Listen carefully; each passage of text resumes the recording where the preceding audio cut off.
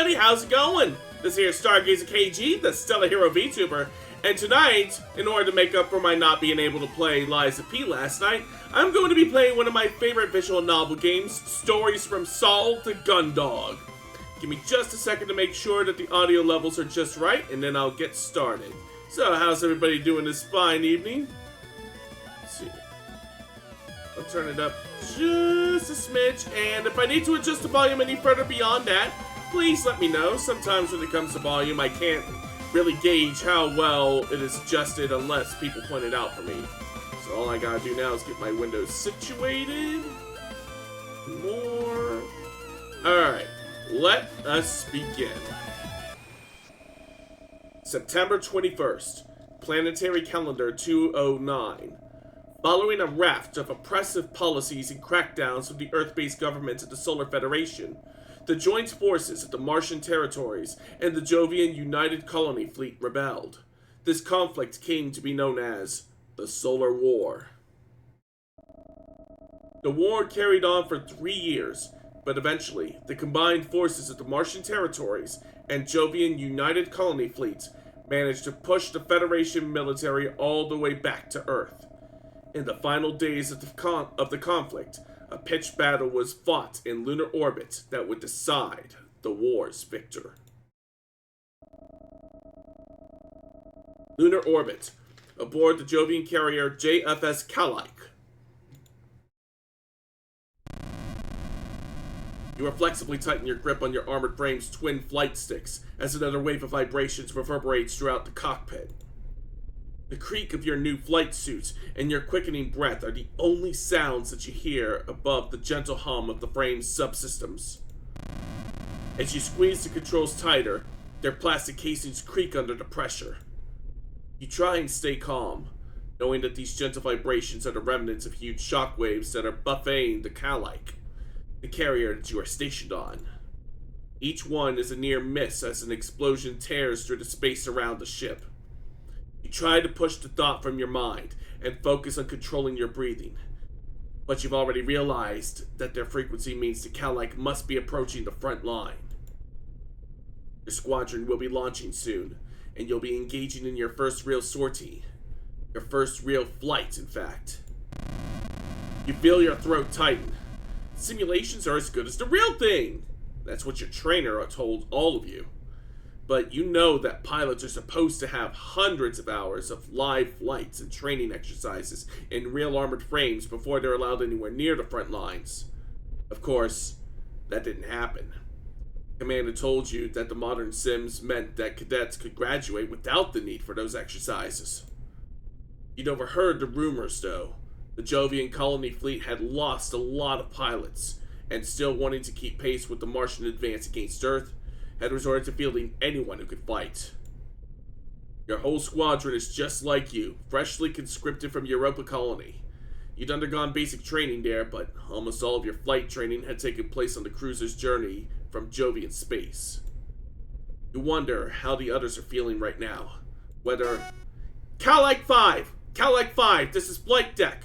We're preparing your squad for takeoff, running last-minute diagnostics on your frame. Activating all systems. Now. Alright, looks good to go. We'll run a few more checks, and then we'll have you spaceborne in a few minutes. You ready to show those terrorists who's boss?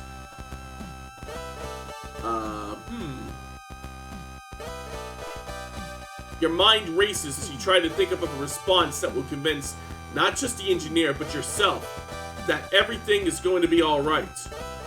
Instead, your mouth dries up, and your heart feels like it's about to burst from your chest. Give me a second to double check the audio levels. Okay, maybe I can turn them down just a touch. Okay. That should do it. The flight sticks creak more loudly as you squeeze them tighter, as if at any moment now you may snap them in half. Hey, pilot, everything okay in there? Comm screen? After taking a few deep breaths, it eventually feels like you have a modicum of control again. You release your grip on the flight sticks and lean back into your chair. This is Kalike 5, comm screen. Just a bit, Well there, Kalike 5, nothing wrong with feeling the jitters. Tell you what, What's your name, pilot? What is your first name? Keiji.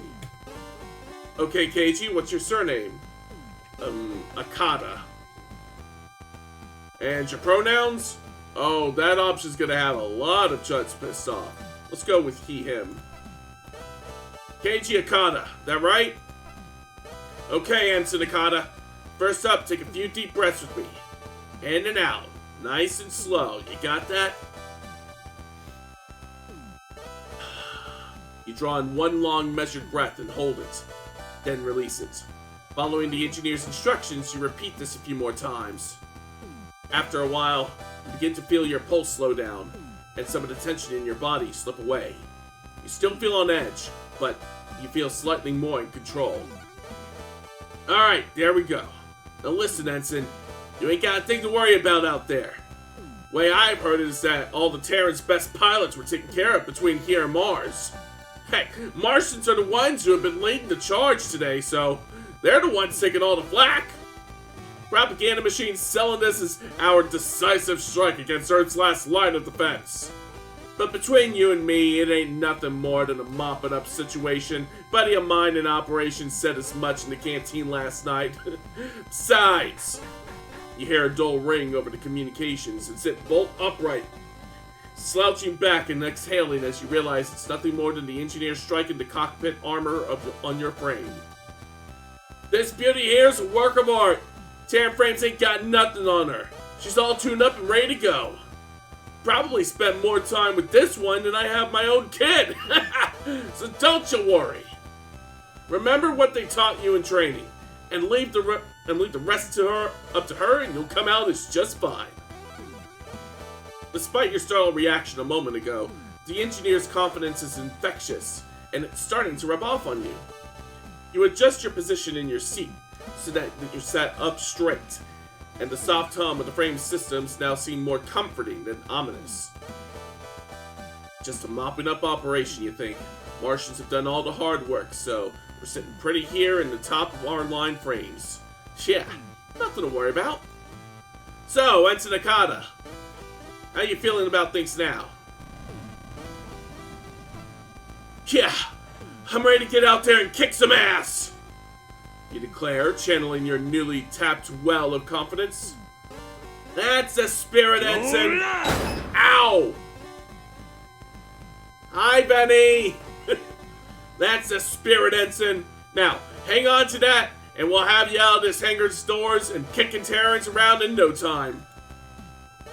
Left alone with your thoughts, you tune back into the gentle hum of your frame. You watch the seconds tick away on the cockpit clock whilst you wait for the order to launch.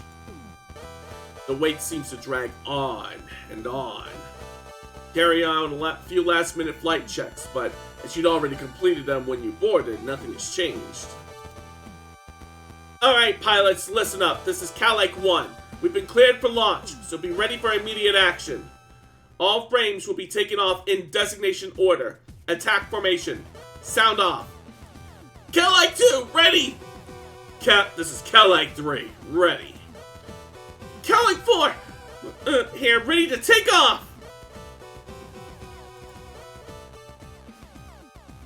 Calike 5, confirm your status. Oh, yeah, Calike 5, standing by. Keep it together, Calike 5. Calike 6. Calike 6, ready! Alright, Calike Squadron, move out! Here we go.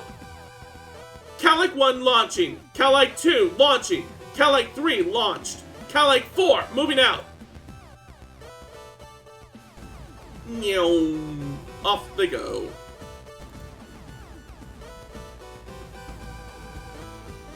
That's 4 frames away. The roll call of your squadron as they depart from the ship and accelerate rapidly towards the combat zone sounds almost like a countdown to you. Once Calike 4 has declared their launch, you know your time has come. You disengage the restraints and prepare yourself. Yes, you are, Sparkster. How's it going? Calike 5 launching!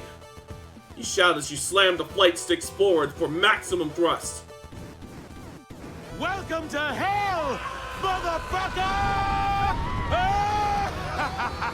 That was actually very well timed.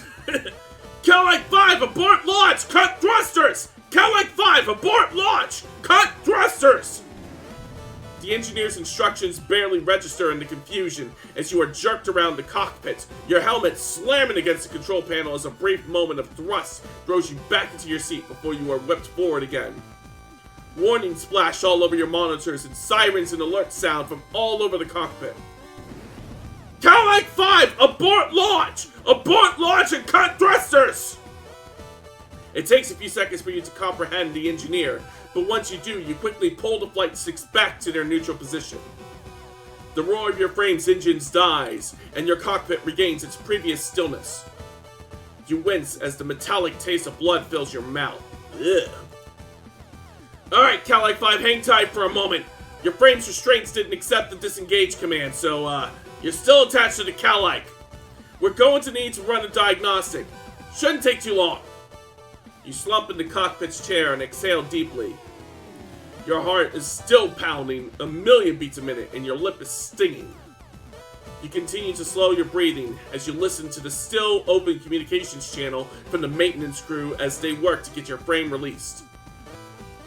Hey, yeah, looks like the restraints disengage command didn't register. Yeah, Unit 5. Alright, yeah. Get Unit 6 out, no sense waiting for this one. Okay, start the diagnostic, then reboot if necessary. Calag 6, launching!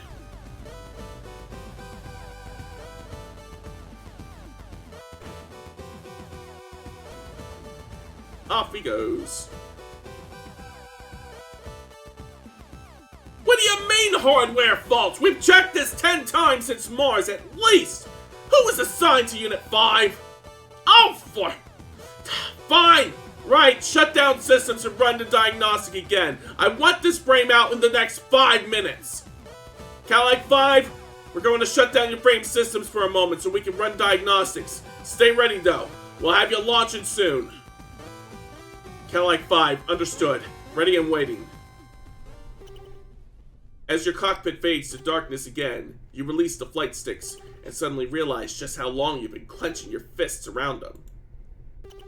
Flex your fingers and roll your shoulders, exhaling again as you begin to hear the muffled sounds of the engineers working on your frame's restraints. Staring at the dead monitor, you slowly begin to smile. This was what you wanted, wasn't it? You'd spent so long worrying about this mission that you'd thrown up twice in the past 24 hours, and now it looks like it was all for nothing. You got what you wanted, and you were safe. As safe as you can be, strapped to the outside of a military carrier in an inactive armored frame anyway. Your smile widens inadvertently at the thought. Getting shot down in an inactive frame, still in its restraints, you'd become a cautionary tale for engineers and pilots throughout the entire Jovian colony fleet. Your mind turns quickly to the rest of your squadron. When they return, you'd be the laughingstock of the entire Calag.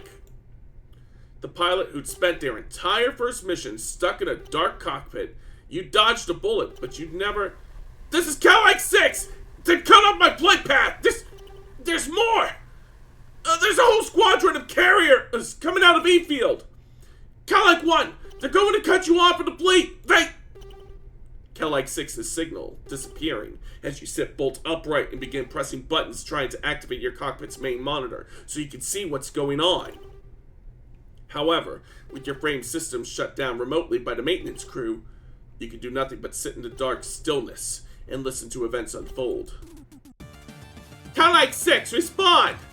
Calag 6! What's going on? How many carriers are coming in from E-Field? Ma'am! Calag 6's signal's been lost! It's not responding! Ma'am, he's... Hold it together, Calag 4! All units, form up! Defensive formation on me! I said all units! Calag 2, do not break formation! Ma'am, they're firing on us! There's so many of them! Oh God, ma'am! Help! In an instant, your communications channel is flooded with cries of terror and panic. You hear your squad mates, your fellow pilots' exclamations of fear as this unexpected enemy force bears down on them. Screams and yelps wails and howls fill your head as you sit powerless in the dark confines of your cockpit. Hey, who's out there? Engineering! Hey, get me ready! I can help! Get me ready to launch! Engineering! They're getting killed out there! I need to go! Now! You shout demands to get your cockpit ready to launch over the channel, but are met with no response. In the dark of the cockpit, with your controls unresponsive, you can't be sure whether the channel is closed or if no one's listening, with all the attention turned to receiving the battle-damaged units from your squad. Listen to me! Anyone! Get me out there! You desperately begin attempting a manual override of your systems, but find that nothing responds to you. The only spark of light that you can glean from your frame is the small diagnostic progress bar. I need to be out there! Anyone! Hey! In one last desperate attempt, you begin hammering on your cockpit walls, hoping to get the attention of the engineers that you could hear outside earlier. The entire time, the chaos of the combat out in space is narrated to you in broken fragments of radio chatter. There's 3, 4, on me! I've lost my shield! I can't shake them! They're everywhere! The line of retreat's totally cut off! We can't get back to the ship! Man, what do we do? What do we do? Stop panicking and form up! 3 and 4 on me! We're going to punch a hole right through their formation and... Ma'am! Ma'am! Come in! Ma'am! Oh God, no! Ah! One by one, your squad signals disappeared and the cacophony of panic disappears, replaced by the gentle hiss of static. You stop hammering on the side of your cockpit as the last voice is cut off. You are drenched in cold sweat now, and your empty stomach feels like a rock has sunk to the bottom of it. You lean back and stare blankly ahead. This is Cal 5.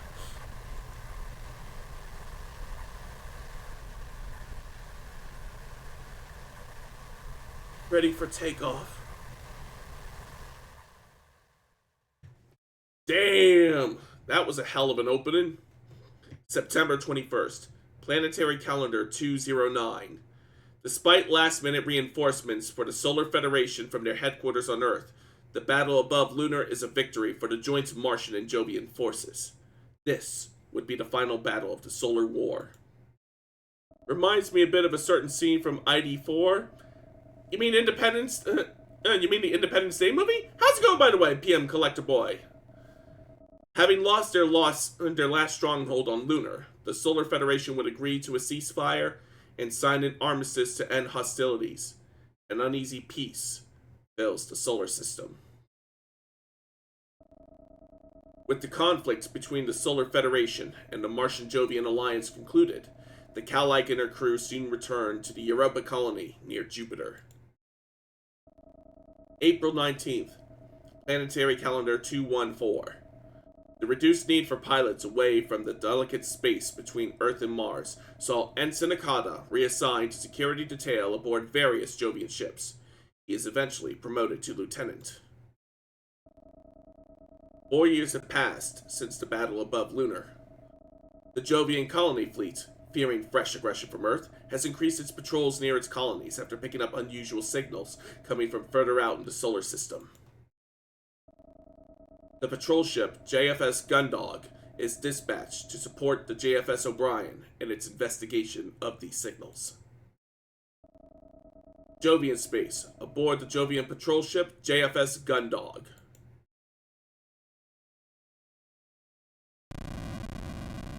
As the rumble of the Gundog's engines roaring to life reverberates throughout the ship, you clench your fists. It's been 4 years, and to this day the sensation of tremors, whether they're ship engines, docking clamps, or weapons drills, still ties your stomach into knots. A bad trait for a ship's security officer. You shake your head and exhale slowly, taking a moment before stowing the last of your possessions and pushing the drawer closed. You feel the click as it locks into place, and the exterior plastic paneling sits completely flush with its surroundings. Stepping back, you look around the room. You take another deep breath and hold it for a moment. Although this was far from your first posting as a security officer, you always felt the same sense of trepidation, if not anxiety. As similar as all the ships were, they all came with their unique crews and personalities, and with those came unique problems. Breathing out, you take a long look around the room, taking stock of your surroundings. Select look to examine your surroundings by selecting items of interest. Alright, look. This terminal lets me access the ship's computer. It's got a clock, a word processor, and even a calendar. I can also access records and my orders from here, but for anything else, I need to access the core, which is limited to those in operations or command. I didn't get far into the game, but from what I've read, this is an entirely interactive narrative game. Oh yeah, it is. If there's one thing that this world that I hate, it's an unlocked footlocker. You know that, Private Pile! It's just a normal storage unit. I travel light, so mine only has clothes in it. Standard door with an electronic lock and magnetic bolting system. The only way in or out. Unless you plan on getting creative with the maintenance tunnels. Anything else? Ah, here we go. A standard crew's bunk. Once you slept in one, you've slept in them all. Although, this is one of the nicer ones I've been assigned to. The wall panel can be removed by jimmying it with a thin object, and crew members often stash contraband there. Looks like this one's not been touched though. Selecting the use button to interact with surroundings by selecting specific objects. Okay. Ah, looks like I've been instructed to report to the bridge to meet with the captain. I haven't met anyone yet since my transport to the spaceport ran late, and I just made it on board before launch. Select move to different parts of the ship. Okay. You step out into an empty corridor, and the door to your quarters gently hisses shut behind you. Its keypad gives a short series of beeps, and you hear the lock engage. The dull thrum of the ship's systems is barely audible, but otherwise, you are stood in total silence. I'm doing my part. Yes, you are, Red Cloud. How's it going? The air is cooler outside of your quarters, and the corridor has a sterile lack of aroma. This has been the same on every ship that you've been stationed on, and at this point, it doesn't even surprise you. Okay, so, this is a Swift-class patrol vessel, which means if I leave this quarters block, I'll be in the foreside thoroughfare. If I go right towards the aft, I'll arrive at the central hub, and then I can head to the bridge. The foreside thoroughfare. You leave the crew block behind you and find yourself in a much larger corridor that stretches off to your left with multiple smaller corridors leading from it. To your right, the corridor leads to a large plaza-like space. A very faint breeze coming from your left ruffles your hair and chills you slightly, and you hear the sounds of human activity. From your right, you can hear the hum of the ship's engines more clearly now, as well as the occasional low, quiet whirring sound. Retro point and click. How's it going, Nash? Thanks for stopping by. Looks like I was right. This portion of the thoroughfare will let me access both sets of crew quarters. The mess hall, the hangar, and the central hub. From there, I can access the rest of the ship's areas. I should hurry up to meet with the captain before I look around anywhere else. Got cooking stew, chicken, and rice? Ooh, that sounds really good.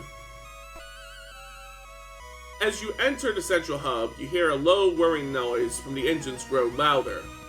You can see the readouts above one of the elevators change, letting you know that someone is using it to travel to another part of the ship. Looking around, you see the entrances to both the fore and aft side thoroughfares, as well as the corridors to the airlocks. I may be unhinged, but I am good male-like material. Hey, if you got them skills, ply them. These elevators will take me to the bridge, where the captain will be. I shouldn't waste any more time. Bridge. Knowing that you need to report to the captain, who at this point of the ship's journey should be stationed on the bridge, you make your way towards the elevators and press the call button. Hey, Toll, how's it going? You step back and watch the indicators above each elevator waiting for one to arrive. As you wait, your mind begins to wander, and you are caught unaware as you feel something suddenly jab into the small of your back, and a voice from behind you declares, "Hands in the air! Identify yourself!" Your posture stiffens as you snap back to reality, caught completely off guard by the voice behind you. Thoughts race through your mind as you try to figure out what's going on. Could there already be another security detail on this ship? And I'm playing hightail with you in the background. Nice! That shouldn't be possible as far as you knew. You were the only one. Unless... I said hands in the air, punk! You tentatively raise your hands, palms flat, facing forward, as whatever has been thrust into the small of your back is removed slowly, and you hear the person behind you take a step backwards. You exhale and begin to turn around. Lieutenant Akata, security detail, ID S0254JFSG. I am on my way to meet the captain to... Where you'd been expecting a gruff crew member, instead you're met with a bright and cheery officer waving a pen around with a large smile on her face. You're taken aback for a moment, as this isn't just any officer. This is... Cassie! What are you... Katie! Oh, I've missed you so much! You big doofus! You should have seen your face when you turned around. You were all... I love that face you make when you think that you're in trouble. It's like you think playing the big soldier will get you out of trouble. It's so cute! Lieutenant Commander Cassandra Quinn. You should have known, really. She's always one for bad jokes and stupid pranks, as long as you have known her. Her less than professional attitude and penchant for irresponsibility is the reason why, despite her talents, she's not commanding a ship of her own. So, on a scale of 1 to 10, how good did I get you, huh? You totally thought you were being busted, right? But if you're being honest, her playful nature is what attracted you to her in the first place. You've been dating for nearly 2 years now, but a lot of that has been over electronic mail or in letters. Your postings have never lined up until now. Cassie, what are you doing here? I thought you were stationed on the Reliance. You never said that you were being transferred? What happened? Well, the thing is, you might say that a disagreement with the head of operations on the Reliant led to a, lateral trajectory of my career. Cassandra, please. Okay, so maybe when it came time to change the ship's cybersecurity passwords, I couldn't be bothered to spend all day sitting in the computer core waiting for it to generate new code, so I just changed all the existing passwords by a single digit. You place your face in your hands as a dull groan rises from the back of your throat. This isn't the first time you've heard a story like this. And maybe it turns out when they run cybersecurity drills, they assume that the enemies will have your old passwords, and so they try brute forcing from those. Exactly! What could possibly go wrong? How's it going, Ross? And maybe that meant the ship was compromised in half a second. But at least they found out I had done that in a drill and not in a real engagement. Right? I basically saved the entire ship in advance! I'm surprised you're still even stationed on a ship. How are you not stuck back in the records room in Europa Colony right now? This feels like an inverse of security protocol for another game, but I'm not going to say which game it is. I'm sure I can figure it out in due time. Well, I probably shouldn't tell you this, but, if I can't trust you, who can I trust? It turns out that this mission was organized at really short notice, and the Gundog was the only ship available. The problem was that they'd been having issues with the crew, so they had to transfer some in short notice.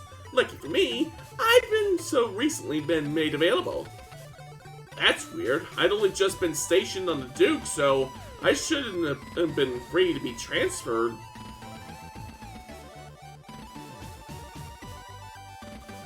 Okay, you figured it out. I may have used one of my contacts from the Academy who works in resource to transfer you over here. I'm pretty sure you know every regulation you broke by doing that.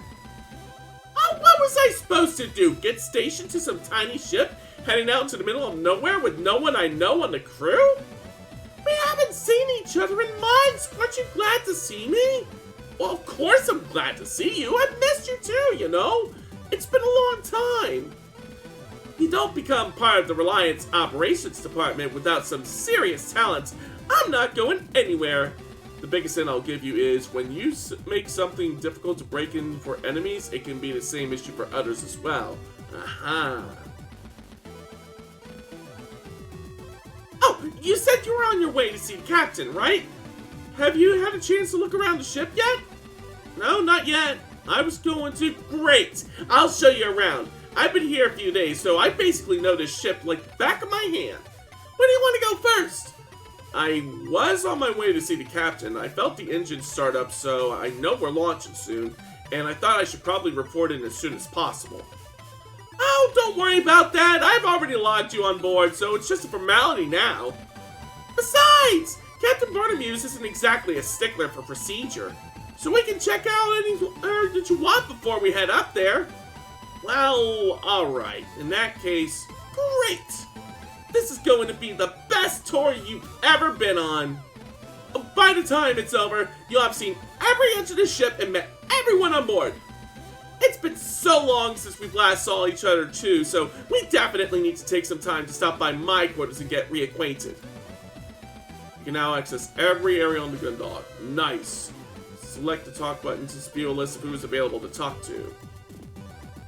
You'll look around the central hub as Cassandra already begins making her way to your first destination, waving at you to follow. It might be a small ship, you think, but now would be the perfect opportunity to learn its layout and familiarize yourself with where you'll be spending your current duty. Plus, you admit, it wouldn't hurt to meet all the crew. Better to get to know them sooner rather than later. Alright. Let's head to sickbay first. Let me take me a sippy.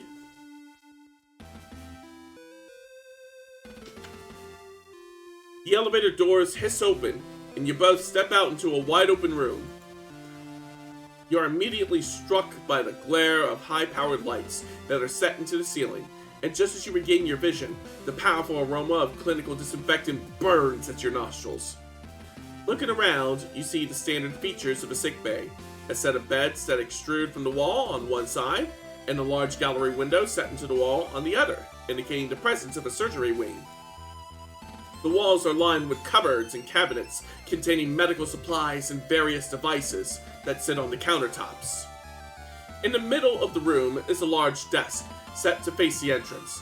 On the side closest to you are 2 chairs, and on the other sits a figure that you almost mistake for a piece of medical equipment until they look up. Miss Quinn, excellent timing. I've just finished the analysis of your— Hey, Doc, don't worry about that right now. I'm giving a tour to our new security officer here. Very good, Miss Quinn. Hello, Lieutenant Okada. I'm the ship's doctor, Cypher Rosarium. I've reviewed your file already, so please feel free to stop by with any complaints. But since you're here, Miss Quinn, I'd really like to talk about your Honestly, Doctor, it's fine. We can talk about it. Intestinal— Doctor! Later! Distress— Okay, Doctor, a moment, please! Honey, if you could just give me a few minutes with the doctor. Yeah, no problem. Cassandra grabs the doctor by his sleeve and drags him over to the surgery wing, yanking him through behind her. Once the door closes, you can't hear them, but you can still see the 2 of them through the gallery window. You decide to turn your attention away and examine a nearby poster on space illnesses. Yes, thank you, Doctor. I understand. So that includes any synthetic meats or carbohydrates. Understood! But as I've explained, I've got a full supply of NutriShake powders that should serve as a balanced replacement for the meals from the food vendor and should alleviate your— Doctor!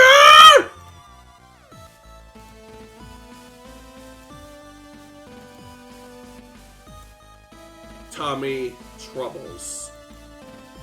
This tour is moving on!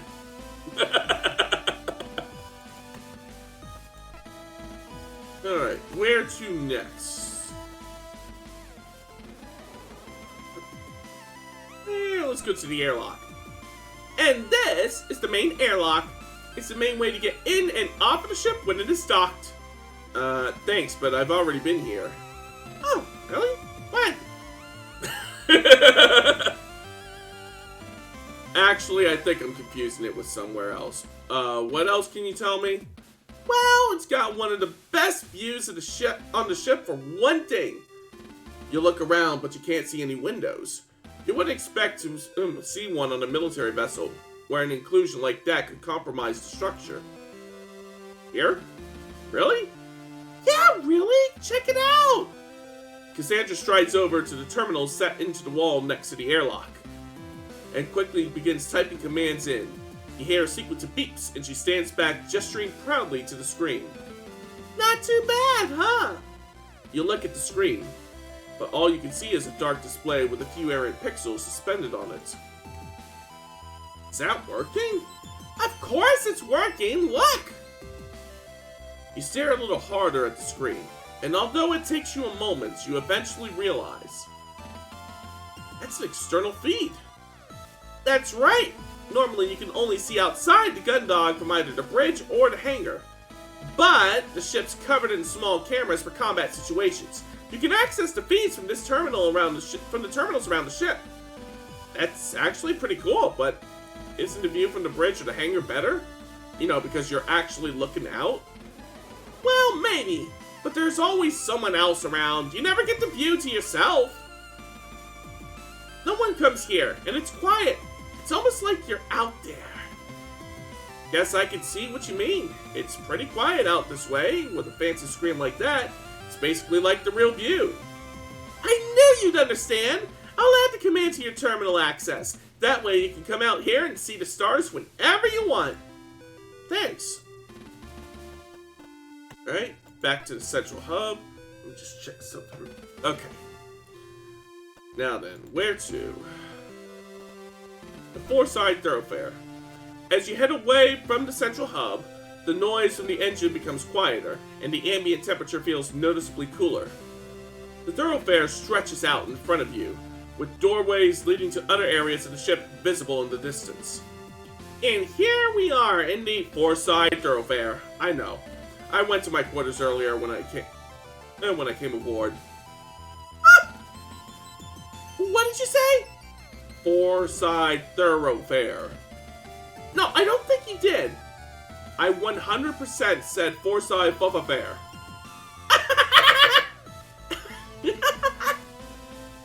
It's a tricky thing to say. You try saying it quickly. Four-side thoroughfare, four-five thoroughfare, four-to-five thoroughfare. Aha, yourself. We'll call this one a draw, Lieutenant. Alright, next up. Ooh, fire control. Moving beyond the mess hall and the hangar access, the two of you continue to the furthest end of the four-side thoroughfare. The door at the very end of the corridor is shut, the words fire control painted on it in large stenciled letters. Cassandra swipes her keycard through the reader by the door before turning to you. So, this is fire control. The gunner's probably here, but, well, you'll see. That's pretty cryptic. As you follow Cassandra through the doorway, your eyes take a moment to adjust as the strip lighting that illuminates the rest of the ship is now conspicuously absent. Instead, the entire room is lit by the phosphorescent glow of an alcove full of screens and readouts. Looking at the screens, each one seems to not be showing much more than a few specks on a black background. From experience, though, you know that what you are looking at is a live feed from the cameras all over the ship's exterior. In the center of this alcove facing away from you is a seat like the ones on the bridge. From this angle, it's impossible to tell if there's anyone in it, but you notice a tinny, rhythmic hiss coming from it. So anyway, all the ship's weapons are controlled from here. These screens give the gunner a panoramic view of... Is the gunner here right now? You'll look over Cassandra's shoulder at the back of the seat. You swear you can see a quick flicker of movements, but you can't be sure it's not just a flash from a readout reflecting the screen. Oh, Dylan, yeah, he's here. Should we say hello? Well, normally I would, but, Cassandra leans back slowly, as if trying to surreptitiously sneak a peek at what's on the other side of the chair, without it noticing her. She quickly turns back to you after a moment's pause. Just looks so in the zone, you know? It seems a shame to interrupt him. Interrupt what? Cassandra leans back again, and after a moment, quietly gestures for you to come take a look. Sat in the chair is a man who looks a little bit older than you. His eyes are closed, and his face is a picture of absolute serenity. Over his ears is possibly the single largest pair of headphones you've ever seen in your entire life. As he sits there oblivious to your presence, his right leg bounces up and down, and his wrists flick constantly. You wonder for a moment if he's okay, before spying a cassette player poking out of his jacket pocket. You realize that the hit you hear is the slight whisper of the music that he is listening to, escaping from the substantial headphones. Is this okay? Shouldn't he be a bit more attentive? Oh, don't worry, it's fine. He's not even on duty. Yeah, but what if there's an alert? Well, let's find out. Cassandra moves over to a panel just before the monitor-laden alcove, takes the receiver off the wall, and enters a few numbers into the keypad. Hi, Vanessa? Yeah, it's Cassie. Can we test the alert system in fire control? No, I know it's not scheduled. It's a spot check. Yeah, random test. You know? Chief's orders. Of course she asked. Why would I be asking for a spot test for an alert in fire control if the chief didn't ask? Oh, you're a darling. Thanks. Okay, 3, 2, 1. Ow! Ow! In an instant, you see the figure in the chair bolt upright, yank his headphones off, and lay his hands on the fire control systems, his head snapping back and forth as he rapidly surveys the wall of monitors. False alarm. Hey, Dylan, don't mind us. Just had to do a spot check on the alarm system. Chief's orders. Oh, hey, Quinn.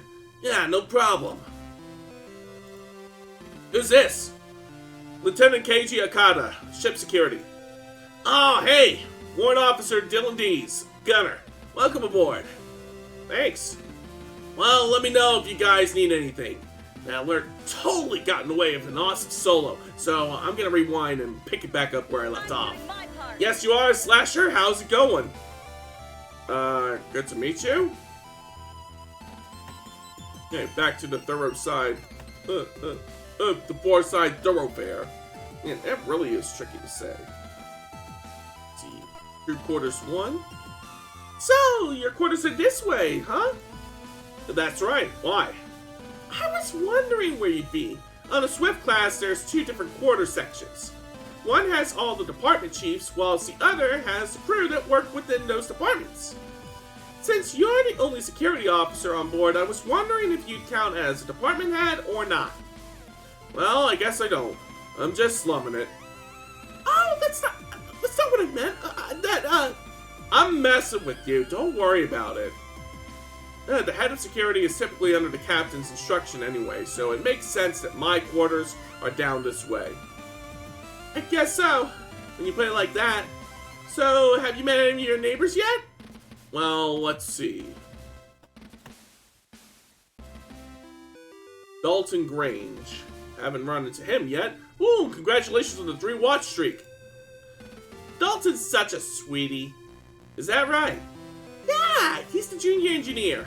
He's actually just a student working towards his degree in naval engineering on a JCF scholarship, so he's still really eager to please. You can watch him bounce around the hangar like a pinball, trying to get everything the chief tells him to do done as quickly as possible. Sounds like he's a little bit highly strung. You bet! He's right at the start of his training, so he'll jump up the second you tell him to. You can go into the hangar and shout, "Dalton!" and he's there in a second.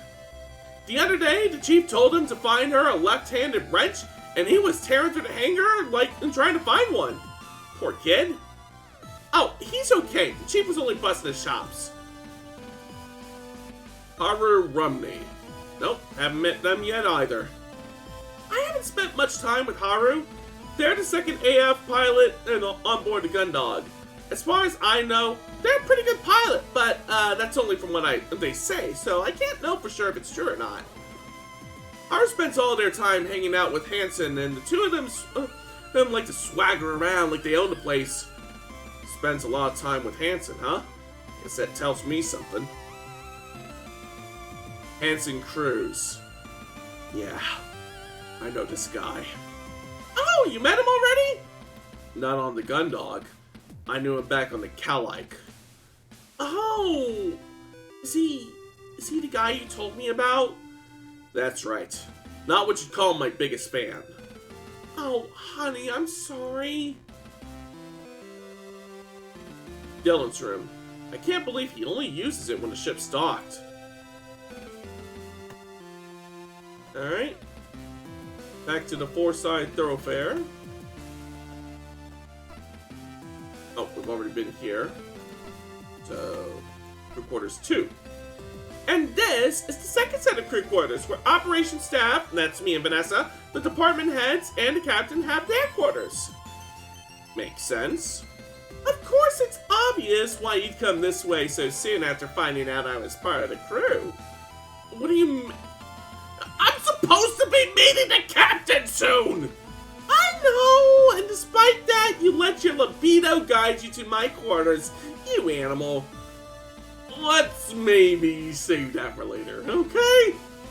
You tease.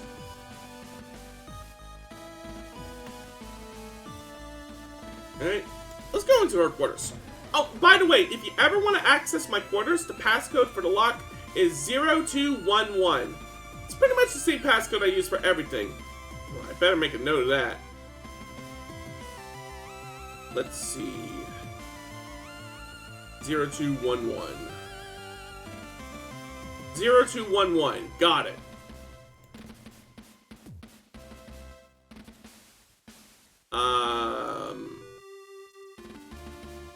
Oh, that's right. It's, our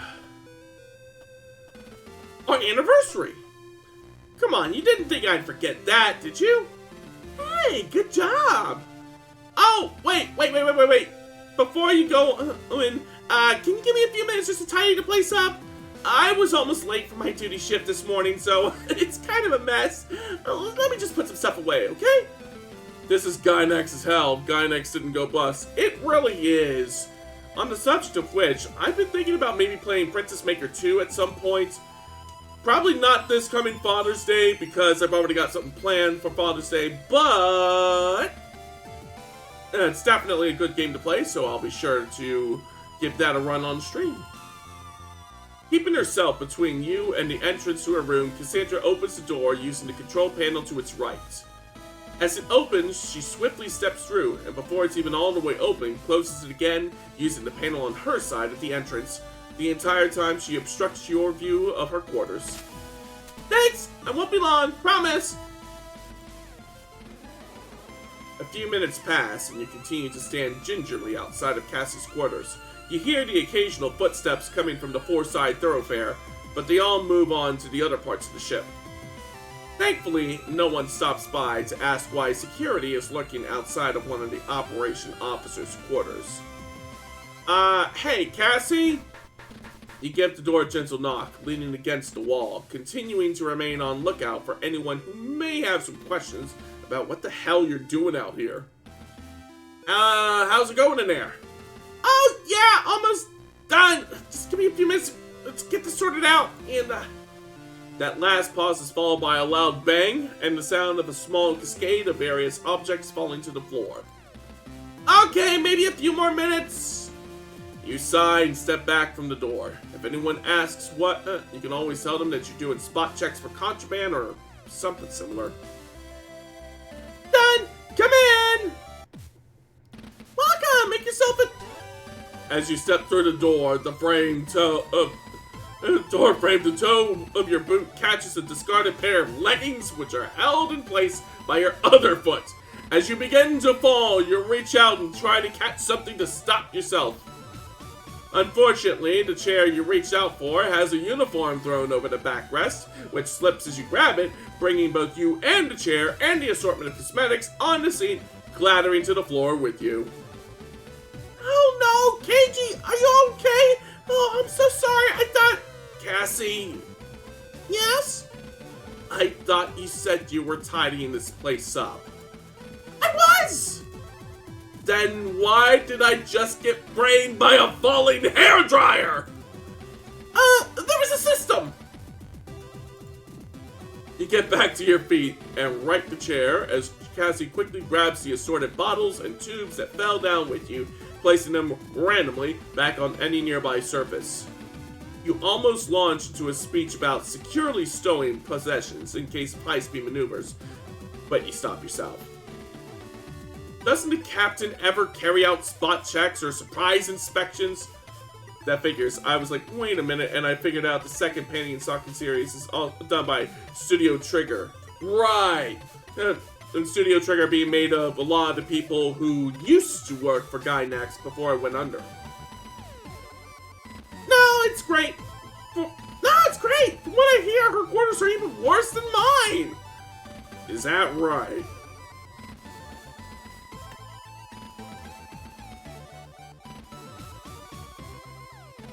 Like everything else in this room, this terminal appears to be in use as extra storage space. Even the chair is covered in stuff. Since Cassie's in operations, you'd think that she'd make more use out of her terminal than anyone else on board, but I can't see how she uses it like this! Are those printed photographs? Aren't those cool? They're from our first date at the Europa amusement park! Also, heads up everyone, there's an ad break going to be coming up in 3 minutes. I'll be pausing the gameplay and putting it on my BRB screen so that way you don't miss a moment. I took my Pixicam straight to a specialist printer the next day and got copies made. I even wrote the date on the back of them so I'd never forget our anniversary. Aww, that's cute. Wow, I never knew you were that sentimental. I knew I was onto a good thing when you held my hair back so that I could bark mid-roller coaster ride. You don't meet many people that consider it when you're dating within the Force. Let me tell ya. Yeah, now that I think about it, that wasn't the most romantic date I'd ever been on. You still called me back for a second date, though. I guess I must have been pretty desperate. Hey! Joking, joking. Alright. I'm gonna go ahead and push the play ads button and put it on my BRB screen. So, I'll be back in about 3 minutes. What did you say? Rather quite. Bellboy! Tell us the truth now! Did Miss May check in with another person? Objection! I object! That was objectionable! Objection overruled. Well, first, let me take care of your little friends here.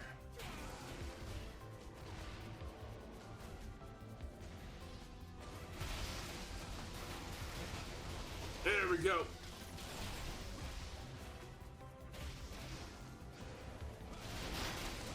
Yeah, look at them hits! Look at them hits! Number go! Number go!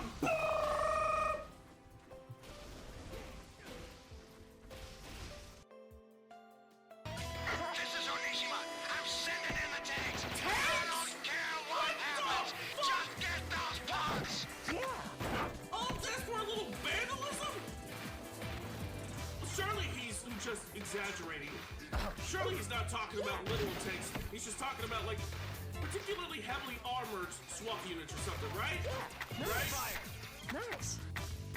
You see? Oh, hello, no!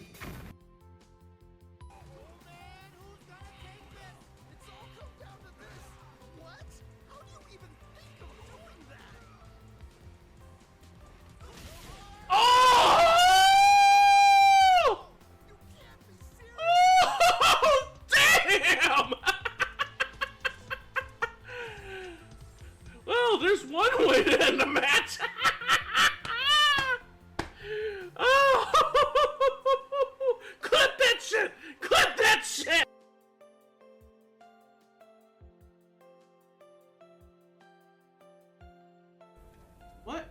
have we here? Whoa!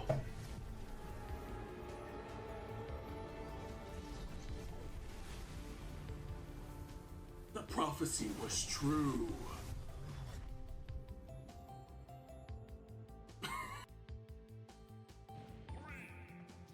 Ooh, that's a really good attempt at making a Goku Mii fighter. Whoa! One blow? One blow? What the fuck? What the fuck? Attention all Diamond Dogs, I have an announcement to make. Revolver Ocelot is a bitch-ass motherfucker. He pissed on my fucking wife. That's right, he took his fucking cat dick out and he pissed on my fucking wife. And he said his dick was this big. And I said that's disgusting. So I'm making a call-out post on my twitter.com. Alrighty, ads are concluded, so let's get back into the game. What do we hear? The front panel of the storage unit looks like it's barely managing to stay shut.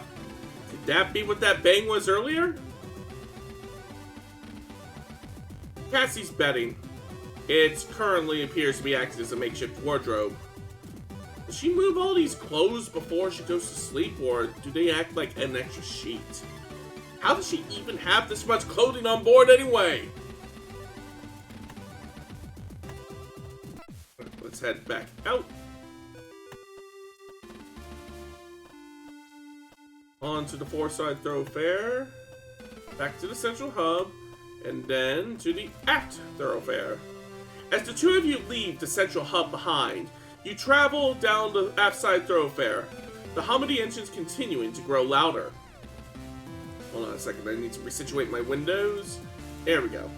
You'd effectively filter the noise out in the rest of the ship, but as you get closer to the rear, its volume increased dramatically. Are the engines supposed to be that loud? Are the what? I said, are the engines supposed to be that loud? The what? I said, are the engines? Welcome to hell, motherfucker!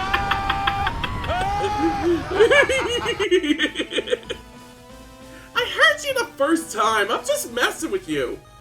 You could have fooled me. I've never been on a ship where the engines are so noticeable. Is it supposed to be like that? Supposed to? No, not really. But the Gundog is a Swift class, a type of patrol ship that's designed for rapid response. They're made to cover large areas of space quickly and offer basic assistance to ships in distress. They are to be the first one on the scene to gather intel and issue warnings if anyone comes too close to Jovian space.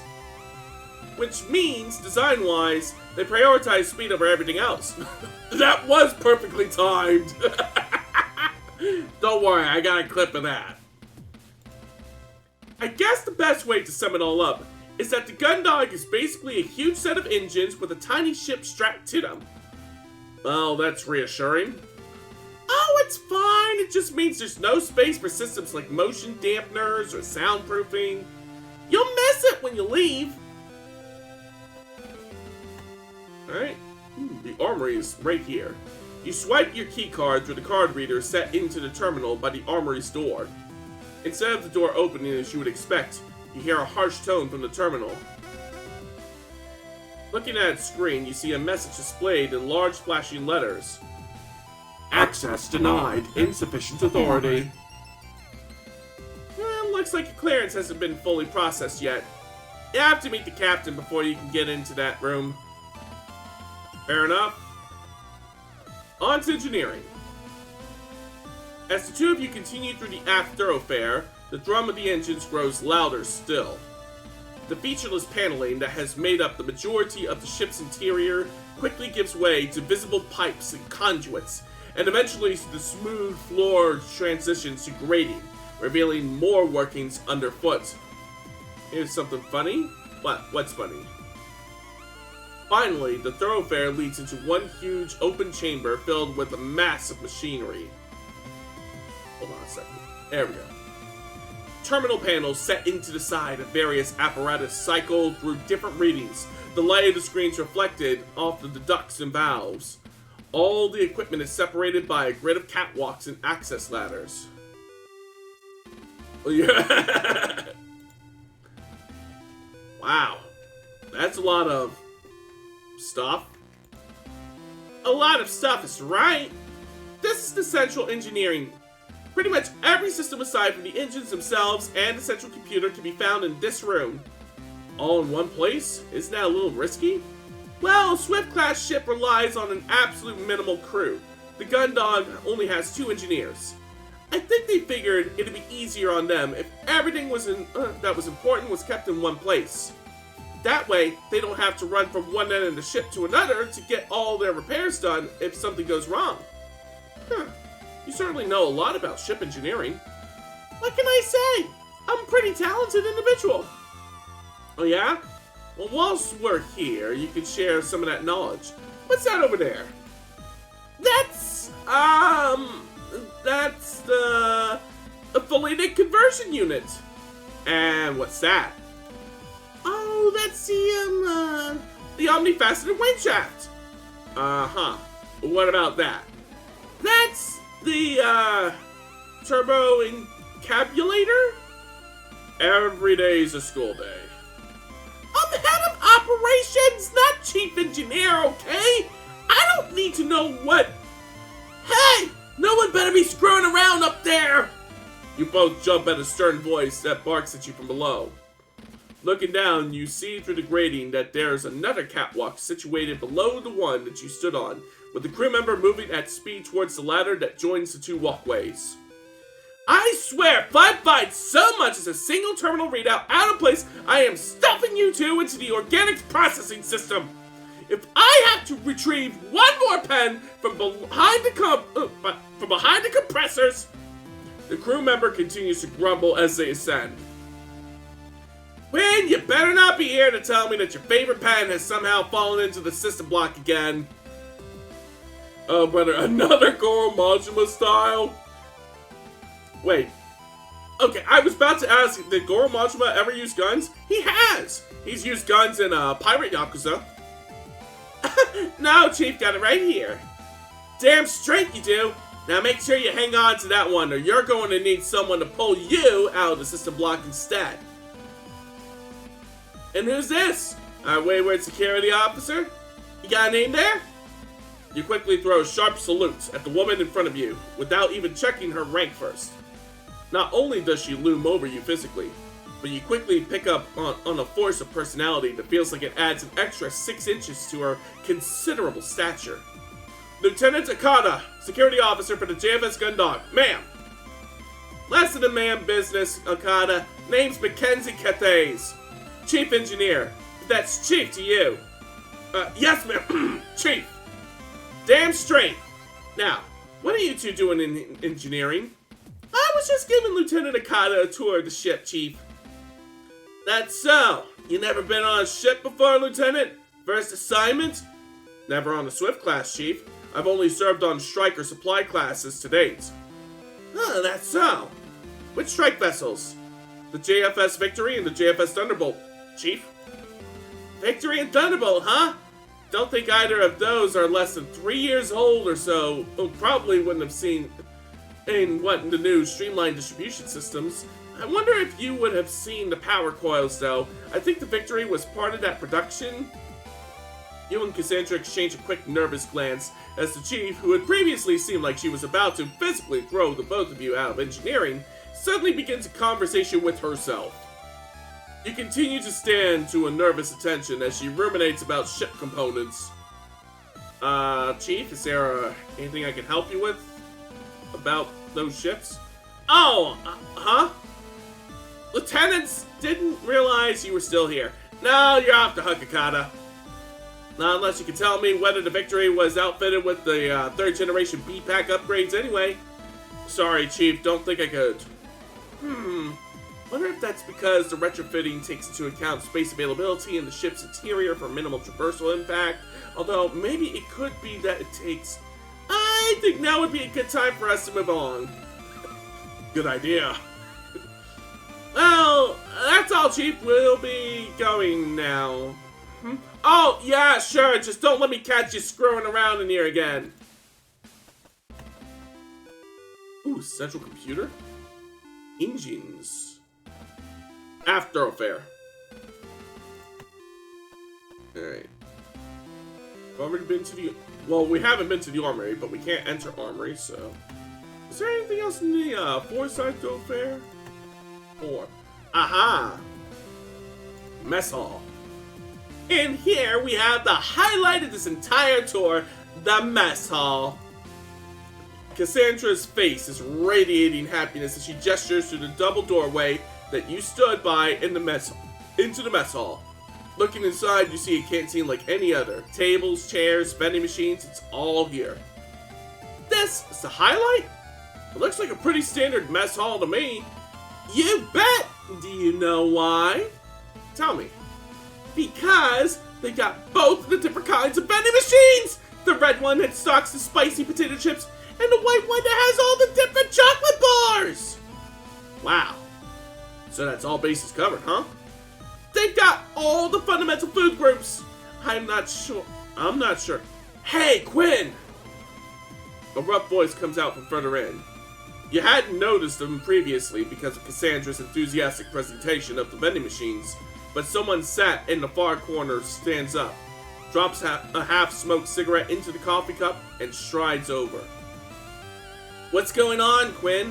Who's this? Lieutenant Rumney, were you just smoking in the mess hall? Ah, take it easy, Quinn. I sat right next by the extraction vent for the meal vendor. No harm, no foul. That's not the point! The extra strain on the air scrubbers from cigarette... Yeah. So, anyway, who's this hottie? Ah! Well, cat's got her tongue. Name's Haru. Haru Rumney. How about you, good looking?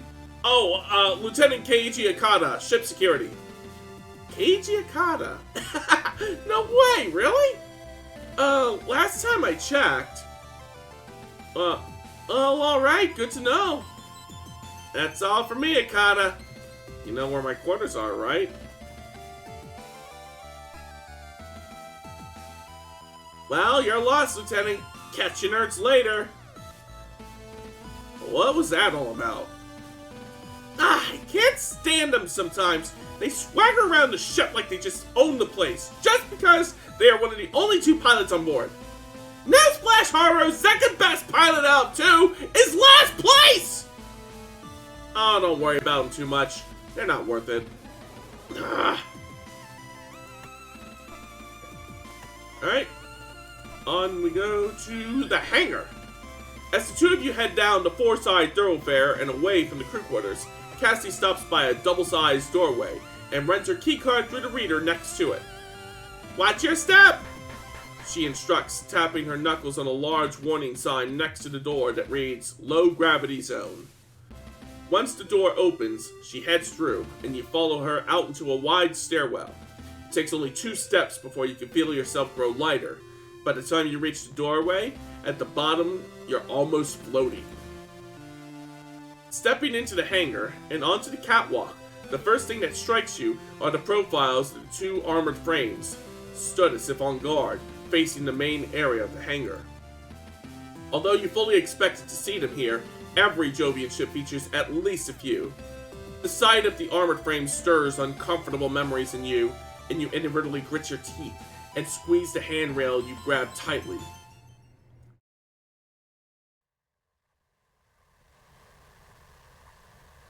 Ma'am!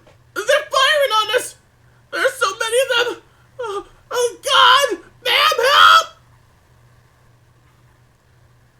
The line is upper chain's totally cut off! We can't get back to the ship! Ma'am, what do we do? What do we do? Stop panicking and form up! 3 and 4 on me! We're going to punch a hole through their formation and...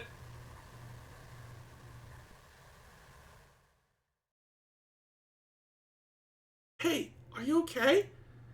Yeah, I'm fine. I think it's just a change in gravity level. Left me a little bit queasy. I know how you feel. I was late for a hangar audit once and rushed down straight after a big lunch. I was moving so fast that with the gravity shift, my stomach contents couldn't keep up. Gross. Tell me about it. I did everything I could to keep my mouth shut. You know the rule for low gravity zones? What you spew is left up to you. I wasn't going to be up late on cleanup duty. Speaking of duties, shouldn't there be someone around here? Speaking of... Dalton should be around here somewhere. If you're feeling funny, stay here for a moment and I'll go see if I can find him. Sure. You watch as, despite the 15-meter distance between the catwalk and the hangar floor, Cassie nonchalantly places 2 hands on the handrail and deftly vaults over it into the emptiness. Thanks to the low gravity, she doesn't fall, but instead kicks off the railing, propelling herself through the air. As Cassandra drifts off, eventually catching onto one of the armored frame's legs and using it to swing herself around to float in a different direction, you place your elbow on the railing and your head in your hand. You turn your attention back to the stoic features on the armored frame's heads and sigh deeply. Your attention is caught by the cockpit hatch on one of the frames being half open. Looking around, you see everything as you'd expect. Armored frame weapon racks, storage containers, various equipments, all of it restrained appropriately and fastidiously arranged. The cockpit hatch is the only thing that appears to break the pattern. It's weird. I can't find him anywhere. I know it's definitely his shift right now, so he should be around here somewhere. Looking past Cassandra at the armored frame with the ajar cockpit hatch, a thought strikes you. I think I might have an idea. Follow me.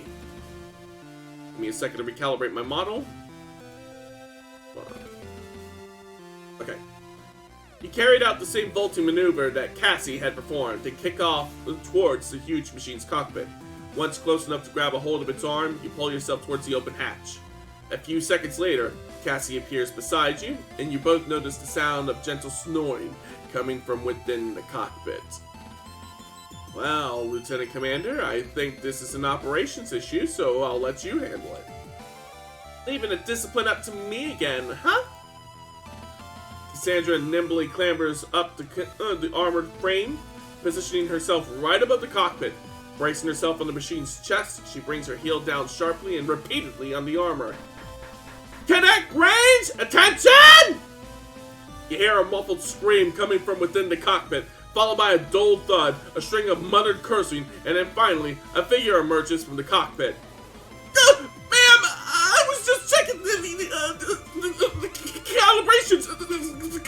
The calibrations of the AF. I got some feedback. It's just you, Commander Quinn. Excuse me? Just? Is that how you address a superior officer, cadet? Ma'am! No, ma'am! I was expecting to see you in the hangar, ma'am!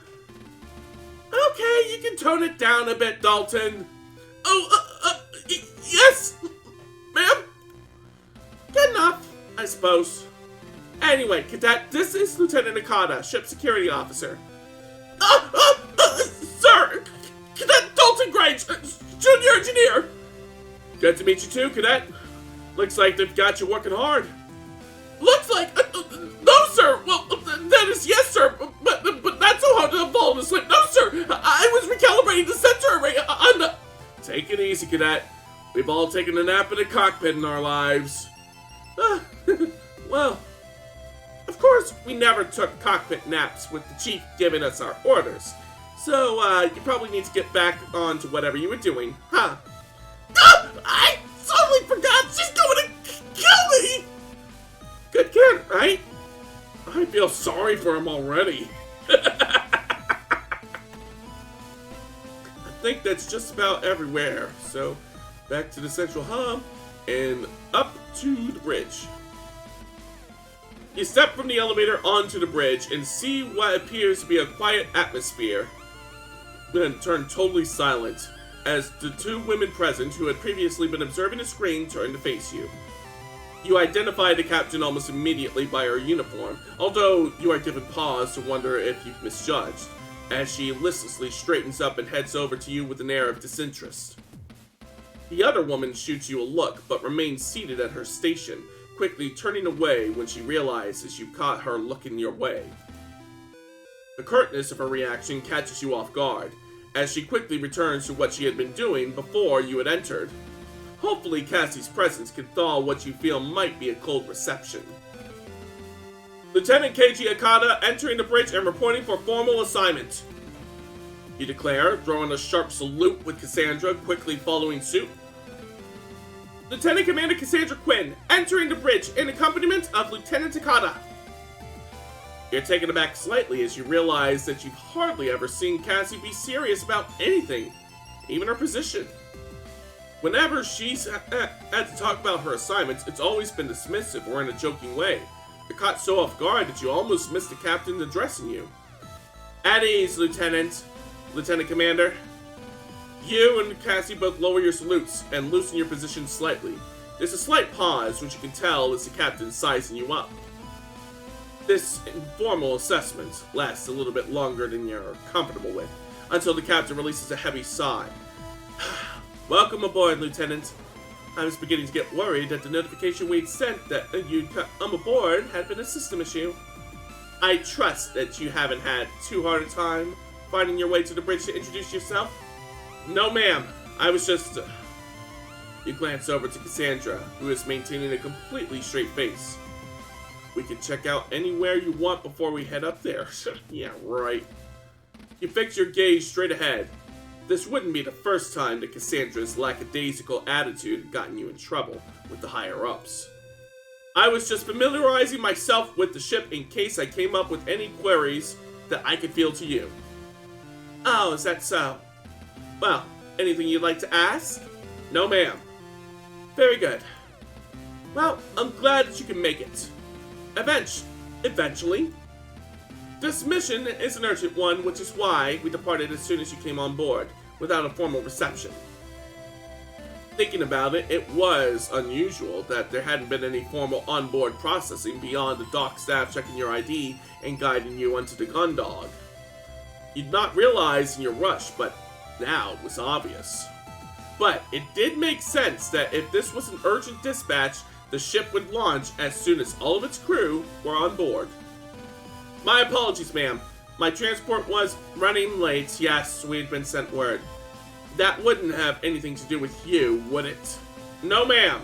There was a breakdown on the... Anyway, Lieutenant, I'd like to take the opportunity to formally welcome you to the JFS Gundog. My name is Captain Maris Bartimeus. I run a tight ship as you'd expect, and I anticipate that you'll carry out your duties to the same standard. Yes, ma'am. From experience, most onboarding procedures have involved greetings and speeches from the captain that have ranged from serious to almost ceremonial. In comparison, Captain Bartimeus' introduction is almost lethargic. Your card, Lieutenant. Yes, ma'am. Use the item button. Okay. Hey, guess what? No, I don't guess. Tell me what's up, Benny.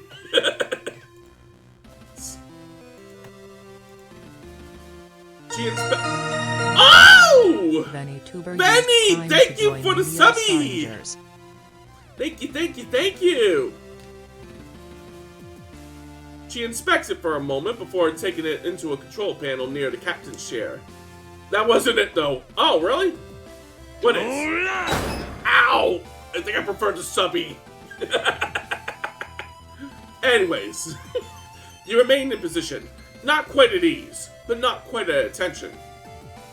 You watch as she enters some commands into the console and inserts your card into a slot. Lucky! There's a whirring sound followed by a series of beeps before your card is ejected and the captain takes it back. This is just a VN. It's kind of a visual novel. It's not really a mecha game, but it's got a really good story. By selecting the function button, you can now access a map of the ship. Ooh.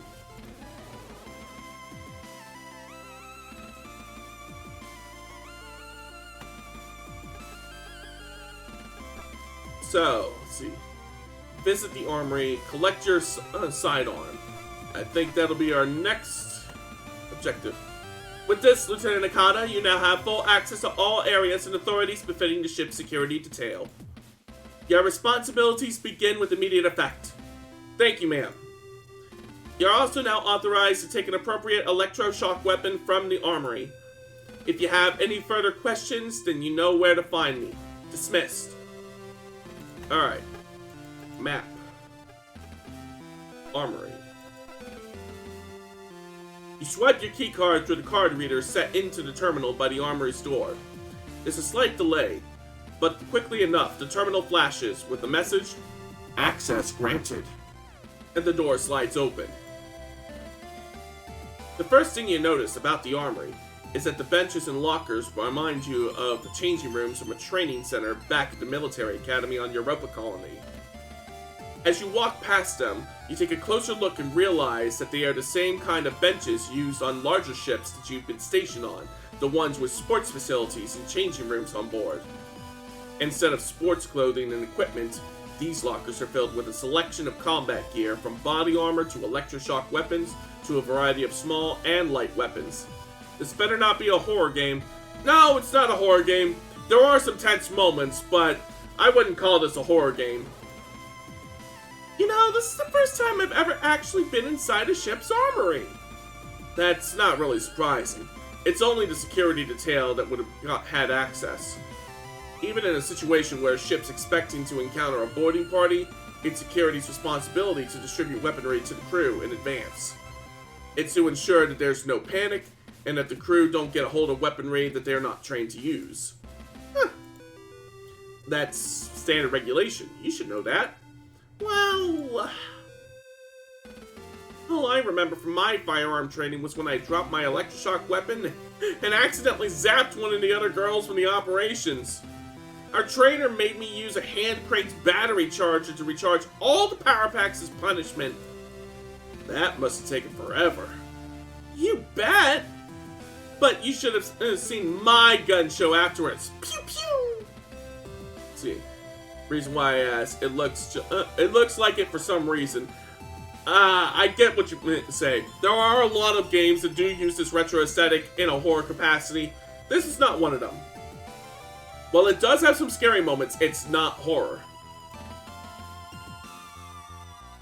Which reminds me, the captain said I was authorized to collect my sidearm. I should get it whilst I'm here.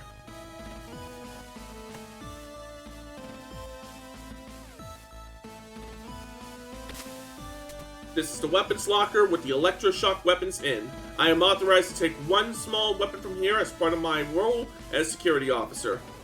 This one will do. Like this one? Like which one? Bird up. Ah, yes, that one. What's that? That's just my standard issue duty weapon for my role as security officer. It fires a barbed projectile that contains a miniature battery. It's non-lethal, but more than enough to stop someone in their tracks. I see. Absolutely not! Ah, come on! Take a look at my tasks. Introduce yourself to the other bridge officer. In which case, we should head back to the bridge. Engineering, your quarters, crew quarters, no. Bridge. There we go. Vanessa. Excuse me, Lieutenant. I am currently on duty, so I would appreciate it if you did not disturb me. Lieutenant Lord! Lieutenant Akata is the ship's head of security. Since I'm here, you can take the time to introduce yourself formally. Great! I got this. See you in 5. So, you're the ship's security officer that Cassandra's been going on about. That's right, Lieutenant Keiji Akata. Pleased to meet you. Well, I am Vanessa Lord. I serve on the bridge as part of operations. Cassandra's told me a lot about you. Is that right? What kind of... I am disappointed that you're nowhere near as attractive as she made you out to be. Oh, wow. What's that? It's a poster of Astro Boy. Really? On the screen? I don't see it. Oh! Is that right? I thought it was too good to be true, that some dashing officer would be transferred here at the last moment. Instead, we just got another lunk. Well, how was it you even got transferred to here on such short notice? I was looking over your records earlier, and you were mid-assignment on the Duke. Why would they transfer you here instead of... Whoa! Hey, what'd you like at the time? I think your break's over. Lieutenant Commander Quinn, I think Vanessa needs to get back to her station! Of course! I hope this is the start of a productive working relationship between the two of you. Vanessa, I'll catch up with you later, okay? Alright. We haven't been to the captain's quarters yet. So let me look at the map. Hangar, mess hall, their quarters, crew quarters, captain's quarters. The captain's quarters sit at the end of the corridor, differentiated from the other doors in the corridor by the same insignia that sits above the nameplate. Like the others in the corridor, it displays the occupant's name, in this case, Captain Maris Bartermuse. Even in your role as security officer, there are a few rooms on the ship that you don't have access to, the captain's quarters being among them. There's nothing for you here right now, so you turn back. Right. So let's stop in at Cassandra's room real quick, so we can talk to her. So, how are you finding the gun dog so far? Enjoying the tour? The ship's pretty much the same as every other one I've ever been stationed on. The tour is first class, though. Maybe if you work in naval operations doesn't work out for you, starting your own business as a tour guide back on Europa colony could be good. You think so? Oh, definitely. You seem to have all the insider knowledge already, and you've only been stationed here for a few days. Imagine all the insider knowledge you could share about the Europa colony. Yeah, you're right. And over here we have the statue of the workers who built this colony. If you sneak around the back, you can get inside the plinth and hide from colony security if they ever catch you and your friends hanging out in the park after it's shut. Then again, you don't think that's the kind of thing that people would want to know? Maybe a bit more about the workers first. Anyway.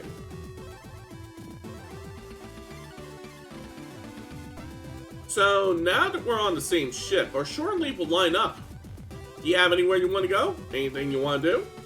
I hadn't really thought about it. I guess this means that we'll be able to go on a lot more dates now. Oh, I know! Did you hear about that new colony that they've added to the Europa cluster? It's got an ultra-efficient water handling plant, and the planners have included a water park! We should go as soon as it opens! A water park? What's that? You've never heard of a water park? Never. They're one of the coolest new features on the colonies they're building. They're like lots of swimming pools with slides and rivers and all sorts. But you know what's scary? This. That's not scary at all. It's actually pretty tasty. All the e-magazines are saying that they're going to be the coolest things to do on the colonies once they're open. Pools and slides into pools? But like really exciting. Huh. Okay. I guess I know when we're docked. Well, I guess when we're docked, I'll see if I can book us some tickets. Awesome! So, about your transfer from the Reliant, I know, we don't need to have this conversation. I already had it from Captain Singh in my dismissal from and from one of my senior resource officers. You're wasting your potential! You would make an excellent captain if you took your duties seriously. Your academy scores were excellent! I wasn't going to give you the speech, one of the only good things about not having parents is that I don't have to hear it from them too! Hey, Cassie! Is that wrong, emote? What is that? A laundry basket? Okay, that is mildly intimidating. And it's absolutely the worst hearing it from you, because I know that out of everyone, you're probably the only one who really cares. I wasn't going to give you the big speech about it. I figured you already had it from everyone else. I just wanted to make sure that you were okay. I figured you were feeling worse than you let on. It's going to be okay, you know? A ship like this isn't the worst place to be for a while. And if things work out, okay, you can always put in for a transfer back to a bigger ship. The JCF is still building its navy, so there'll be lots of opportunities. And if that doesn't work out, there's still your career as a tour guide back on Europa. Yeah, you know it. I'd probably make a better tour guide than a ship operator anyway. I think you'd be great at whatever you decide to do, and whatever that is, I'll be there to support you through it. Cassie? Ah, you're so cheesy sometimes! Hey! Come here! Oh. So, you've been on the ship for a few days now. How are you finding it? Well, it's not too bad. Obviously, it's not like being stationed on the Reliant. It's a whole lot smaller and there's way less people. Chores are scary, that's context. Yeah, that's why I said that it was slightly more intimidating. It wasn't my intention to intimidate you at all. Nah, you're not intimidating, Presto. The laundry basket is. But then there's also a whole lot less to do, so you get a lot more free time. Captain Barnamu's is pretty lax compared to Captain Singh. But then I get the impression that the whole crew is a bunch of burnouts. Except for us! Except for us! I obviously didn't mean that about you! Alright. You check my task list. Oh, we haven't been to the central computer or to the engine room yet. And then there's my quarters. So, map, engine room. I happened to find that laundry basket emote by coincidence. Hey, sometimes you find the strangest shit where you don't expect to. The two of you watch from around the corner as Chief Cathays, continuing to mutter to herself, paces back and forth, checking terminal readouts and various displays. Eventually, she heads down the ladder that she'd climbed to confront you. Now out of sight, Cassandra darts towards the engine room, gesturing you over. Checking over your shoulder in case the Chief had reappeared, you make your way to her just in time for the doorway to the engine room to open and Cassandra to disappear inside before you can raise an objection. Like I found these guys. Yep, that'll definitely put some fear in ya.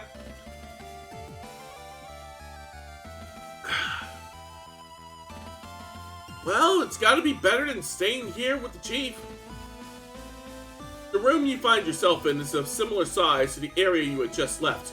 But whilst that was crammed full of huge range of machinery, this room is almost entirely filled by one colossal cylindrical device.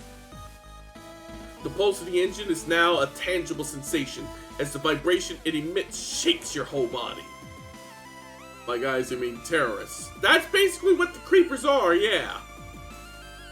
So, this is the main engine room. Well, one of them anyway. Like the Chief said, the ship's outfitted with two of these. I see what you mean now when you said that the Gundog's a huge set of engines with a ship strapped to them. This thing's massive.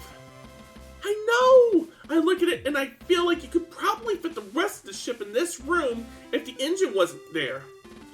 That's because it's impossible to get the Higgs field distortion drive any smaller. Chief! Oh, Chief! I know you said that. So, these engines are actually a combination nuclear pulse engines built around a Higgs field distortion drive. If the HFDD wasn't here, then this engine would be about 10 times smaller than it is. Although, I hear they managed to improve the efficiency of newer MPEs, so it's possible that the space saving could be more like 11 times smaller. Either of you two tell me how an HFDD works. HFDD. Higgs Field Distortion Drive. What are they teaching you at the Academy? It's the drive that allows ships to move far beyond speeds allowed by conventional engines, although it's nowhere near faster than light. It's what lets us get around the solar system without needing to worry whether we'll live long enough to see the end of the journey. Anyways, everyone knows about the existence of the Higgs field. It's what allows interactions with the Higgs boson that gives particles their mass. Oh, right. So, what the drive does is warp the field relative to the ship and those on board.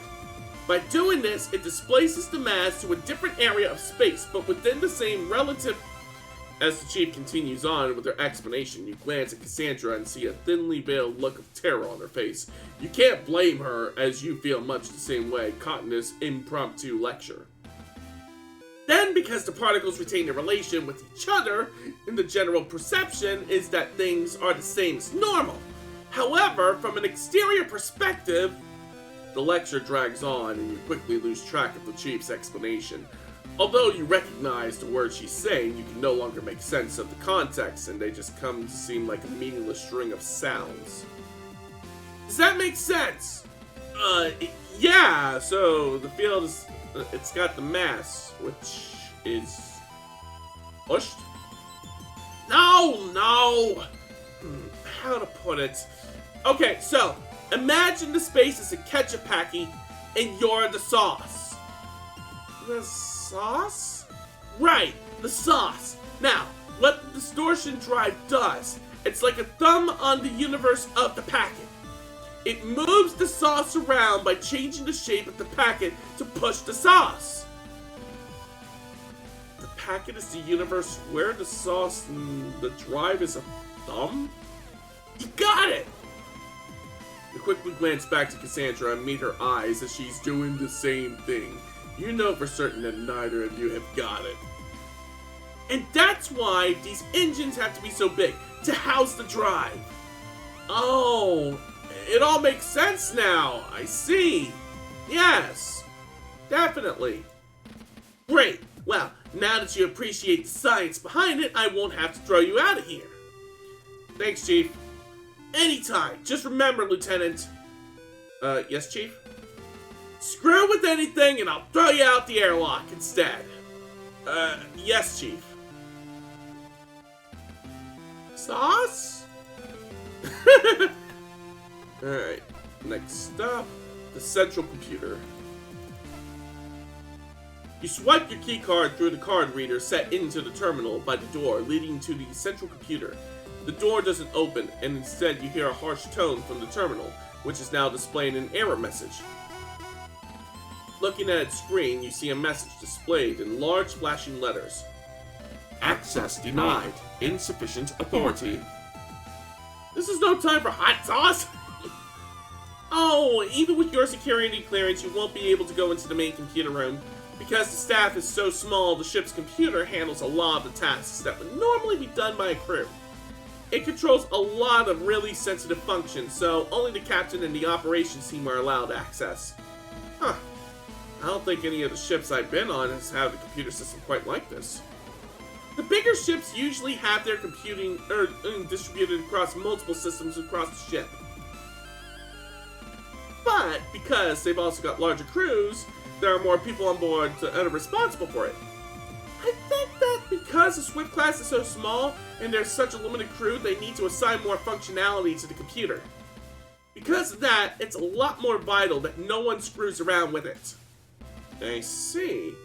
You said the operations have access, but can we take a look at using your authority? Well, since the whole reason I'm here is that I didn't exactly take my responsibilities with the Reliance computer system seriously, the captain's told me not to mess around with it. But it's not that interesting anyway. Alright, I do believe the last order of business on the task list is to show Cassandra my quarters. Down here. As you step into your quarters, Cassandra follows you in. She stands by the door for a moment, looking around the room before turning to face you. Wow, you really like to keep it tidy, don't you? I've only just got here. That's not a lot of time for me to make a mess. Are you kidding? I'm pretty sure my bag exploded the moment I stepped into my quarters. Jovian military supplies just aren't what they used to be. Or maybe it was operator error? And what's that supposed to mean, Lieutenant? Nothing. Just considering all possibilities. Wait, is that? What? Lieutenant Akata, don't tell me that. What? What is it? Your chair! It's not perfectly aligned with the terminal! I guess nobody's perfect, huh? I would have made more of an effort if I knew the officer doing spot checks was such a stickler. I suppose I won't have to report you to the captain this time, Lieutenant. Alright. Back out into the quarters. With Cassandra leading the way, the two of you leave your quarters behind you and step into the crew quarters, Corridor 1. Cassandra pauses for a moment, looking left then right, before turning back to face you with a smile on her face. Well, that's it, KG. Consider yourself officially acquainted with all there is to be acquainted with on board the one and only JFS Gundog. I hope you enjoyed the tour. I did. It's probably up there in my top 5 ship orientations. Top 5? Okay, you're right. Top 3. What? Maybe a triple ship to start your time aboard the Gundog is more to your taste. Well, that did happen to me on board the Thunderbolt, so if that didn't happen, I guess it'd definitely be my favorite orientation ever. What a coincidence. It looks like your schedule's clear until tomorrow morning. Wow, in that case, 5 stars. Great tour, especially the guide. So, now that the tour is over, your duties don't formally begin until tomorrow. If you want, we can take another look anywhere on the ship.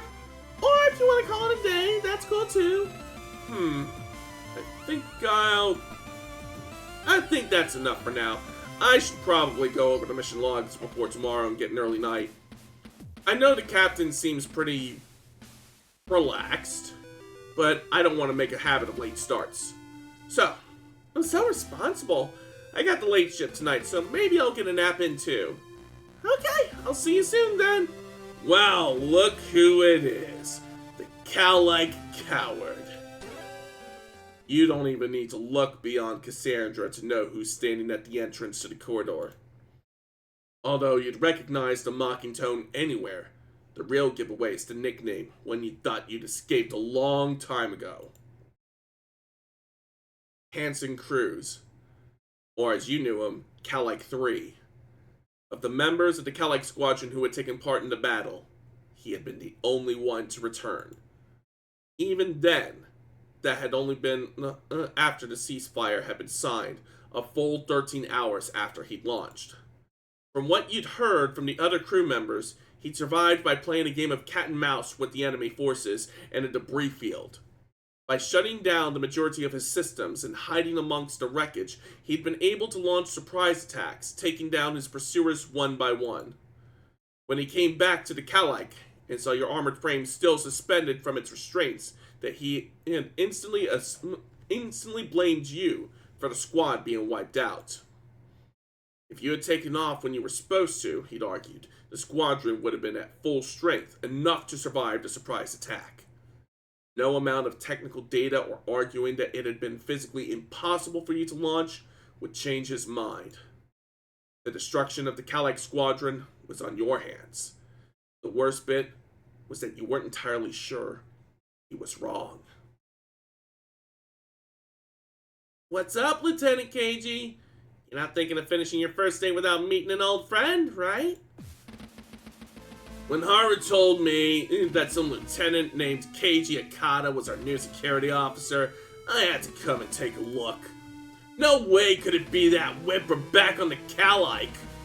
He had to have been dishonorably discharged for dereliction of duty. But I guess the JCF is so desperate that they'll hang on to anybody, no matter how much of a screw-up they are. How'd you end up here, Akata? They decided you couldn't handle a full-size ship, so they had to put you on the smallest crew they could find?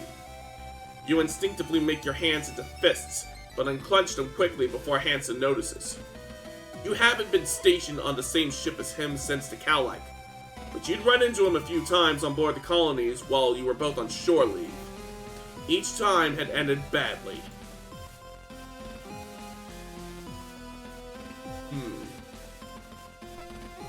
You almost lash out at Hansen, but stop yourself before you do. The two of you are on this ship together, whether you like it or not, and the last thing you want is to let him know that he can get a rise out of you so easily. You fight the urge to just draw your electroshock weapon here and now. It'd be easy to put an end to this that way, you think. But you knew that in the long run, it'd probably be the worst decision that you could make. Instead, you grit your teeth and say nothing. What's the matter, Lieutenant? Nothing to say for yourself? Or are you trying to dodge a fight? I guess that's what you do best, right? See what I was saying, Haru? The lieutenant here's a coward. Has been since day one. Won't fight. Won't even stand up for himself. Ensign Cruz, you stop this right now. Lieutenant Takata is... Can't stand up for yourself, so getting this ditz to do it for you, is it, Lieutenant? Cruz, you stop this right now and apologize, or I'll order Lieutenant Nakata to throw you into solitary and write you up myself. You're welcome to try, Lieutenant Commander, but I don't think your security officers got it in them to even try. You think you can take me on, Nakata?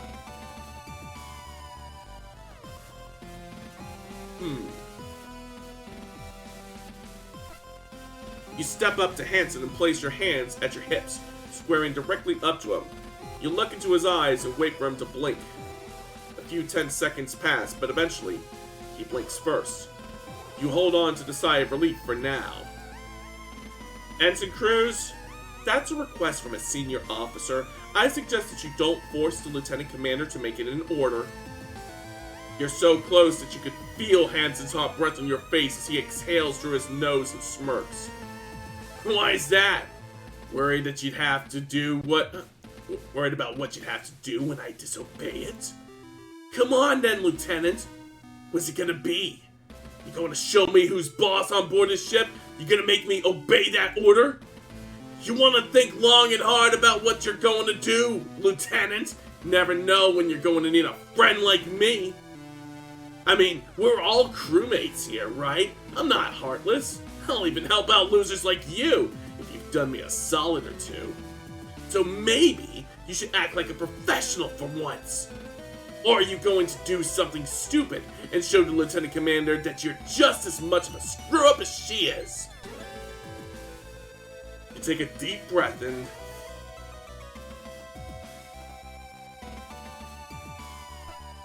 With Hansen's breath hot on your face, you do everything you can not to bat an eye at that last comment. As much as you'd like to put 50,000 volts through him for insubordination and insulting the senior officer, you know that would be letting him win. Instead, you glare into the ensign's eyes for a few more seconds before shrugging and sidestepping him, walking back to Cassie. Lieutenant Commander, thanks for the orientation. I'll see you tomorrow. Good luck with tonight's duty. Oh, yes. You're welcome, Lieutenant. If there's anything else, let me know. I'll see you tomorrow. As you're saying goodbye to Cassie, you hear a scoff from behind you, and Hansen places his hand on your shoulder. Don't walk away from me, Akata! You quickly bat his hand off as you turn to face him. Ensign, I am not formally started my duties yet, so frankly, I am not dealing with you right now. If you want to do this again tomorrow when I'm on the clock, be my guest. You give Cassie a nod, and she turns and walks away. Hansen turns from you to her, and then back to you, as you step over to your quarters doors. You enter your passcode into the panel, and once it opens, you turn back to him. Oh, Ensign Cruz? Piss off. That's an order. The door slides shut behind you as you wait by it for a moment, expecting to hear Hansen banging on it and demanding that you come back out there. After a few moments, you exhale and relax, letting your shoulders fall and your jaw unclench. You walk away from the door and over to your bunk. You sit on the edge, resting your elbows on your knees and your head in your hands. Going over what just happened in your mind, you think that just walking away was the best thing you could have done. But the knowledge that you're stuck on the same ship as Hansen goes nowhere. You stay that way for a few minutes, continuously going over the events until you notice that your terminal screen flashed to life. You stand up and make your way over to see that you have received mail. You enter your passcode to see that it's from Cassandra. To Lieutenant Keiji Akata, from Lieutenant Commander Cassandra Quinn. Subject: That. What an absolute... I can't believe the way he acted. I know that I didn't like him before, but I didn't think that he was such a... He's helping the chief clean out the organic processing system filters for the next month. Don't let what he said get to you. He's a... And you're great. See you in the morning, Cassie. You sit down in the chair by your terminal and swivel into the to and fro as you go over the email. With a slight smile forming, you write a short response. Once you send it, you lean back in your chair, staring at the ceiling for a moment, mulling over Cassie's words from earlier. Got a big day ahead of me tomorrow, huh? You sigh. I guess we'll see. Alright? And that is the perfect point for me to start taking a break, because it's almost 9 o'clock now. So I'm gonna get up, stretch my legs, walk my cat, use the potty, all that good stuff. I should be back in about 5 to 10 minutes. So, everyone behave, don't go nowhere. I'll be right back. Hey everybody, how's it going? KG here, and tonight we are continuing our playthrough of Grand Blue Fantasy Relink. When last we left off, we started... Oh! Hey RPG Recce, how's it going? Thanks for swinging by. Okay, give me a second.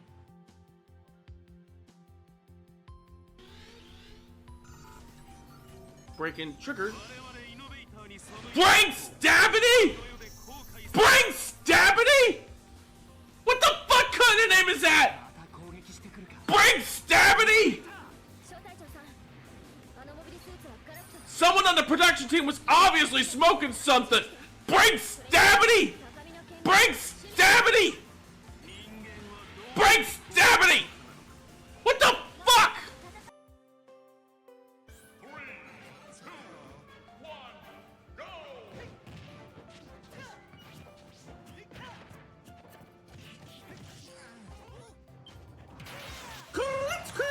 Oh damn! 10 seconds, that is a new record. Clip that shit right fucking now! Together with my gun, everything's all set. Here you go. After all, Oh shit, now I'm naked. Oh! I did not account for that possibility. there's just one problem. Yeah, there's a problem. I'm fucking naked!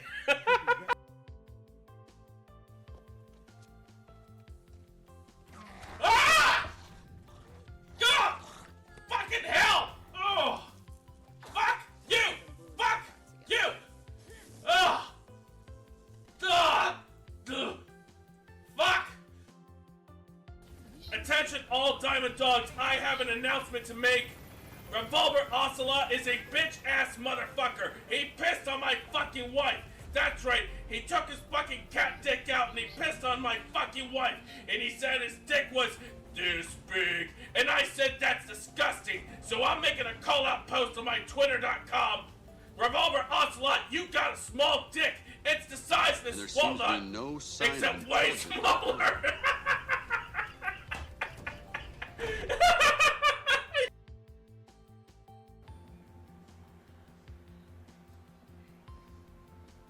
Kitty! I hear a kitty! There's a kitty! Hi, kitty! Meow. Bye, kitty!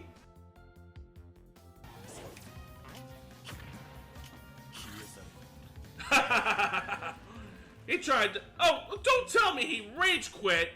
Don't tell me you fucking rage quit! Oh, don't you tell me! Don't tell me! It was almost too easy. Don't fucking tell me. He fucking rage quit.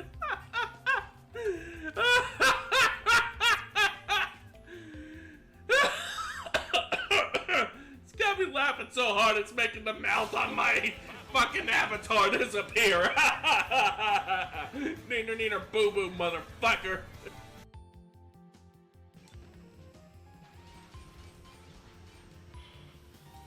Best thing I can do now is focus on placing.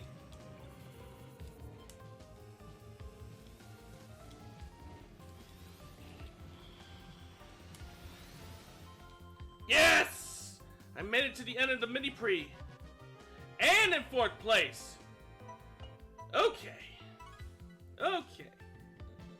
Let's see where that places us at the end.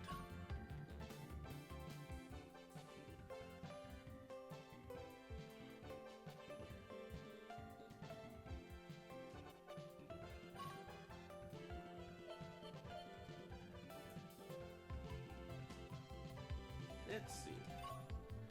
Ooh! Eggman truly is the genius I thought him to be, but he's inept in his execution. And Sonic is every bit the powerhouse I expected, but he's just reckless. So much potential wasted. But I have the clarity of vision. I can improve upon them. Fear not, Doctor. I am still loyal despite your cruelty. I'll conquer the world, surpass you so that you might learn by my example. And when I seat you on the throne of victory, you will acknowledge I was right. You will listen to me, and we will work together as equal minds. You speak of him with respect as often as you curse him. I do not understand. He said the thing! He said the thing! He said the thing! Alrighty, I'm back. Y'all miss me? How's it going, Key? How's it going, Monkey? Give me just a second to recalibrate my windows and my model. I think so. And then we shall continue the story. There's one more. There we go. Ah, shit. I didn't mean to skip that. Is there a log that I can access? Did I remember to save? Is there an autosave? Shit. Never mind. Even as the Gundog enters the outer limits of Jovian space and is due to meet with the O'Brien, there is little for the crew to do, and a general sense of routine permeates the atmosphere. Outer Jovian space, aboard the Jovian patrol ship JFS Gundog.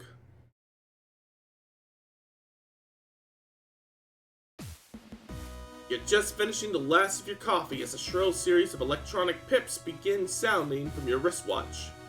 Without looking to check the time, you turn off the alarm and rise from your seat, knocking back the last of your drink once you've stood up, and then taking the empty cup to the food vendor. It's easy to lose track of time on board a military ship where the light is keeping it kept at a constant level, so you rely on a series of alarms you programmed. You know that this one means that your shift is due to start in a few minutes, giving you time enough to finish whatever you may be doing.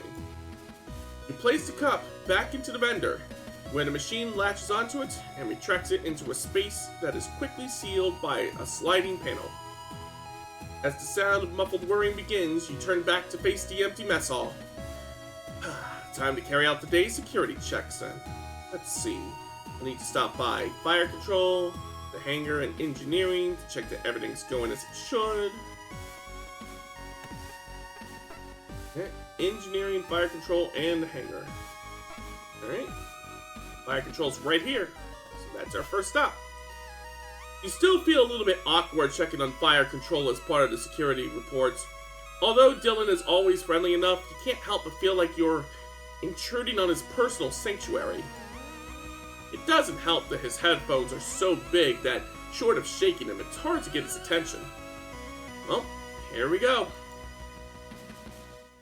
Morning, Lieutenant. How's it going? Oh, hey, Dylan. Everything alright? I thought you'd be listening to your music. You're a pretty punctual guy, Lieutenant. So far, you've come by here at the exact same time every shift. All I had to do was find which album would last until just before you got here, and now I don't get to be interrupted mid-jam. That's pretty impressive. Aren't you going to get bored listening to the same albums every morning, though? Nah, don't worry about it. I figured out about 15 different album combinations, and that's not including changing the order of play, so I'm good for this mission. Speaking of the mission, you know the drill. Anything unusual? Nothing at all, Lieutenant. Not even a scrap of debris. I've been keeping an eye on the long-range targeting systems too, and we've had a blip here and there, but the energy ratings match the O'Brien, which makes sense. Yeah, I thought so. We're so deep in Jupiter's backyard that I don't think we'll be seeing much of anything at all aside from the O'Brien. Pausing for a moment, as you idly shift your focus from one screen to another, a flicker on one screen catches your attention. What was that? Sir? The screen here, it just flickered. What do these readings mean? Oh, that's a long-range targeting system. It's fed with data from the long-range communication system, which has been on the fritz recently. Chief's been working on it and trying to figure out what all the feedback's coming from. That's the kind of thing you should be filling me in on, Gunner D's. If our targeting systems aren't operating properly when they need to be, I need to make sure the captain knows. My bad, sir. Since the chief said she was on the case, I figured it was all in hand. How's my day going? It's going pretty well, Callie? Nally? See Nally? I'm gonna get your name right one of these days. How about you? Well, let me know next time. That's it though? Nothing else? Nothing at all. Alright, keep it up, Gunner D's. Yes, sir. Alright, next is the hangar. Bay, bridge. Or we could go to engineering first. Lieutenant Keiji Akata entering main engineering. You declare to the cavernous expanse of machinery and access ways that make up the engineering section. You'd been instructed to announce your arrival by the chief, and since the last time you didn't, she nearly dropped the filtration unit on you to prove a point, you made sure not to forget. This game looks interesting. It's a great game. It's a really good story, too. Access way clear. No visible detritus. Nothing seems to be malfunctioning. You stop midway through your visual checks. And no one's throwing heavy machinery off the higher levels to teach me a lesson in proper conduct. It doesn't take long for you to finish your daily checklist. The chief runs such a tight ship that you don't really expect anything less. Now that you think about it, though, she hasn't given you your daily grilling about how insulting it is that you think that these daily checks are necessary in the first place. Chief, you here? Up here, Lieutenant! Chief, are you around? Damn it, Lieutenant, I'm up here! That's weird. It's not like the chief to not be at her assigned duty station. I'll have to tell the captain. Damn it, Lieutenant, I'm up here! Look up, you idiot! Looking up, you see the chief engineer leaning dangerously across the safety railing of a walkway a few levels above you. Behind her is a mess of cabling that's pouring out of an open panel above her. Oh, Chief. Good morning. Good morning yourself. I've been calling back to you this whole time. You forget to clean out your ears or something? Sorry, Chief. It's pretty loud in here. Nothing in here is running above a safe decibel limit, and if you're going to tell me otherwise, I'll come down there and recalibrate your ears. You quickly mentally calculate the time that it would take for her to get down there from where you are to where you are, and the time you need to get out of engineering. Although you fancy your chances, you wouldn't bet money or your ears on it. Must be me then. Anyways, I'm just filling the daily report, Chief. What's going on up there? One of these clowns at the colony dock who took part in the maintenance process must have done something stupid to this long-range communication system. For the past 12 hours, we've been picking up huge amounts of feedback. There must have been a bad connection, but I can't find it in all this shoddy wiring. Huh. That must be the system that Dylan was talking about. Are you sure that there's nothing out here that could be sending a signal? A broadcast from the O'Brien? One of our reconnaissance satellites? No chance!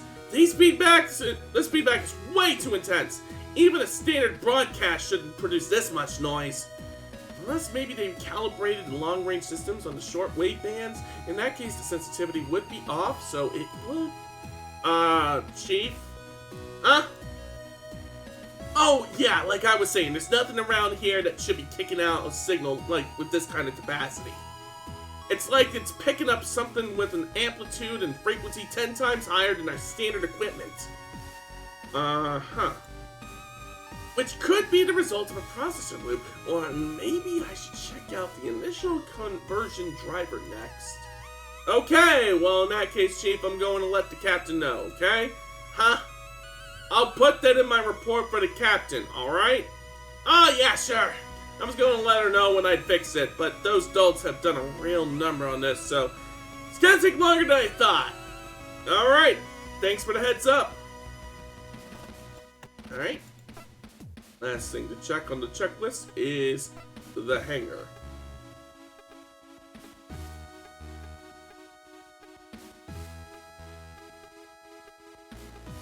There it is. Alright, the hangar. Let's see.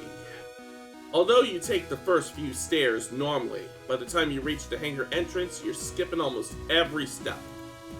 Gliding through the door onto the catwalk, you grab the railing and heave yourself over it. As you continue to float lazily through the wide open space of the hangar, you start your visual checks. Walkways clear, access points marked, munitions stowed, all equipment and supplies seem to be where they should be. You casually shift your weight to one side of your body, causing you to begin spinning slowly. As you rotate, the glare from the hangar lights reflects off an armored frame camera lens, almost as if it's watching you. Quickly dismissing the thought, you turn your attention back to your duties. Eventually, you arrive at the other end of the hangar, where you plant your feet on the thick steel of the main door. From this angle, you can take in everything that you may have missed, including Dalton, who you can see in amongst the storage units, his attention fixed intently on the collection of parts in front of him. Cadet Dalton, attention! The junior engineer suddenly snaps to attention the second he hears your call, inadvertently launching the pair of pliers that he was holding on to into the open space of the hangar. Without gravity to stop them, they continue to sail through the air. At ease, Cadet! You time your launch from the door to exactly allow yourself to grab the pliers as you float over to the startled cadet. I believe these are yours, Cadet. Sir! Thank you! I didn't realize you were... Relax, Dalton, I'm just doing my rounds. I'm not here to check up on you. Oh, okay, cool. Is there anything I can help you with? Just the usual. Everything okay in here? You haven't noticed any mechanical failures? Everything working as it should? Any suspicious activity? Nothing to report, sir. I've just been working on my project. Ever since Lieutenant Commander Quinn assigned Ensign Cruz to filter and cleaning duty, it's given me a bit of extra time to finish things up. Oh yeah? That's your high-density foam that sets rock hard, right? How's that going? That's right. It's good. It's good. I'm hoping to get the chance to test it soon. These containers are full of the compound. I'm just about to try transferring it into some empty training rounds. You know, the ones that they normally fill with paint? The ones that the armor frame pilots use in practice combat to show that they've hit each other. The compound's stored under pressure where it remains a liquid, but when removed from that pressure it expands quickly, and with the rapid expansion it sets. Excuse me. Let me get that back on there so I don't spill it all over my electronics. If I've got this right, then we can test it by firing the practice rounds at some dummy targets. When the casing is destroyed, the compound should activate. Good news. Well, if there's nothing else that I need to know, I'll head out. Let me know if you see anything out of place. Yes, sir, I will. Although, I was wondering... What's up, Cadet? It's nothing. Don't worry about it. If you're sure, Cadet. Alright, that's all the routine checks carried out. Time to report to the captain. Which means... time to go to the bridge. I've completed a security report for today. Should I go up and give it to the captain, or should I take another look around in case I miss anything? Let's report to the captain. Alright then, no sense in delaying Captain Bartomew's. Lieutenant Keiji Akata entering the bridge. You declare, stepping from the elevator and throwing a salute. Looking around the room, you see Vanessa, who remains focused at her station, not paying you the slightest bit of attention, and Cassie, who turns to greet you. As you remain at attention, you notice that the captain's chair is empty. At ease, Lieutenant. Captain Bartomeu isn't with us today, so I've got the command right now. A small tut comes from Vanessa. If Cassie heard, she didn't show it. Oh, is that right? I've come to make my report. That's right. Dr. Rosarium advised me that she'd suddenly taken ill. Vanessa makes another, louder, tutting noise. Cassie pauses for a split second, but quickly carries on. So, he's ordered her to stay in quarters for some bed rest. We're due to enter communications range with the O'Brien at any moment now. And from there, it's just a matter of coordinating our patrol paths. Nothing I can't handle. Right, the security report. Lieutenant? Oh, yeah, of course. You clear your throat, feeling a bit awkward. Although you'd been on the ship together for the past few days, you'd mainly seen each other between shifts where rank doesn't really matter much. Cassie acting serious didn't really seem like Cassie at all. Security report for April 23rd, PC-214. No breaches or hazards to report, ma'am. No sign of immediate threats or security risks to the ship herself, and all shipboard operations proceeding as expected with little likelihood of disruption. Nothing? Well, the Chief has run into some feedback issues on the long-range communication system that are impacting the visuals on the long-range targeting system. It doesn't seem to be enough to stop normal operations, and she is in the process of isolating the problem area to start repairs. But that's about it. Business as usual. Here's my written report. You reach into your jacket pocket and take hold of the written copy of your morning report, as well as the completed checklist, which you then pass to Cassie. Once in her hands, she flicks through them casually, giving them a quick once-over. Thank you, Lieutenant. I'll get these logged. Feel free to return to your standard duties. Yes, ma'am. As Cassie turns away from with the documents in hand, she glances across the display screen showing the time. Vanessa, have we heard anything from the O'Brien? We're beyond the scheduled meetup window. Are we picking them up on sensors? There's nothing on sensors, Lieutenant Commander. Not that this interference is making things easy. I'll try scanning on different frequency bands in case the O'Brien is having the same issue. Vanessa begins to flip switches and twist dials, filling the quietness of the bridge with a series of noises that range from annoying buzzes to painful shrill screeches. After a few moments, a communications window opens on the main screen, illuminating and as a slightly distorted voice speaks. Do you read me? We are at the rendezvous area and have a mission update. Please acknowledge. I repeat, this is Lieutenant Bashir of the JFS O'Brien. JFS Gundog, do you read? We are at the rendezvous area and have a mission update. Please acknowledge. With Lieutenant Bashir from the O'Brien, I got the reference! Clear on the communication window, Cassandra hastily grabs a microphone. Roger that, JFS O'Brien. This is Lieutenant Commander Quinn from the JFS Gundog. We're picking you up on your signal and have arrived at the rendezvous area. Please transmit your precise coordinates. Over. We read you. That's a sweet voice you got there, Gundog. I'm transmitting coordinates and mission update files now. It's good to finally... Lieutenant Bashir? Do you read? Vanessa, are you still getting a signal from the... The comms are being overloaded! There's a powerful signal coming in on all bands and it's... Ah! Uh-oh. What the hell just happened? Is everyone okay? Commander Quinn? Commander Quinn! Cassie! Uh-oh, that does not look good. Even before your eyes adjust to the minimal lighting of the bridge, you kneel down and reach out into the darkness, trying to find where Cassie collapsed onto the deck. You search blindly for a few seconds until your hand meets her shoulder and you move towards her. Cassie! Hey, Cassie! Say something! Cassie! Hang in there, Cassie! Lieutenant Lord, call sick bay and get the doctor up here right now. I can't! Why not?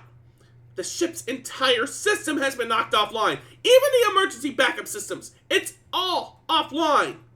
We don't have the time for this. We don't have time for this. Get them back online.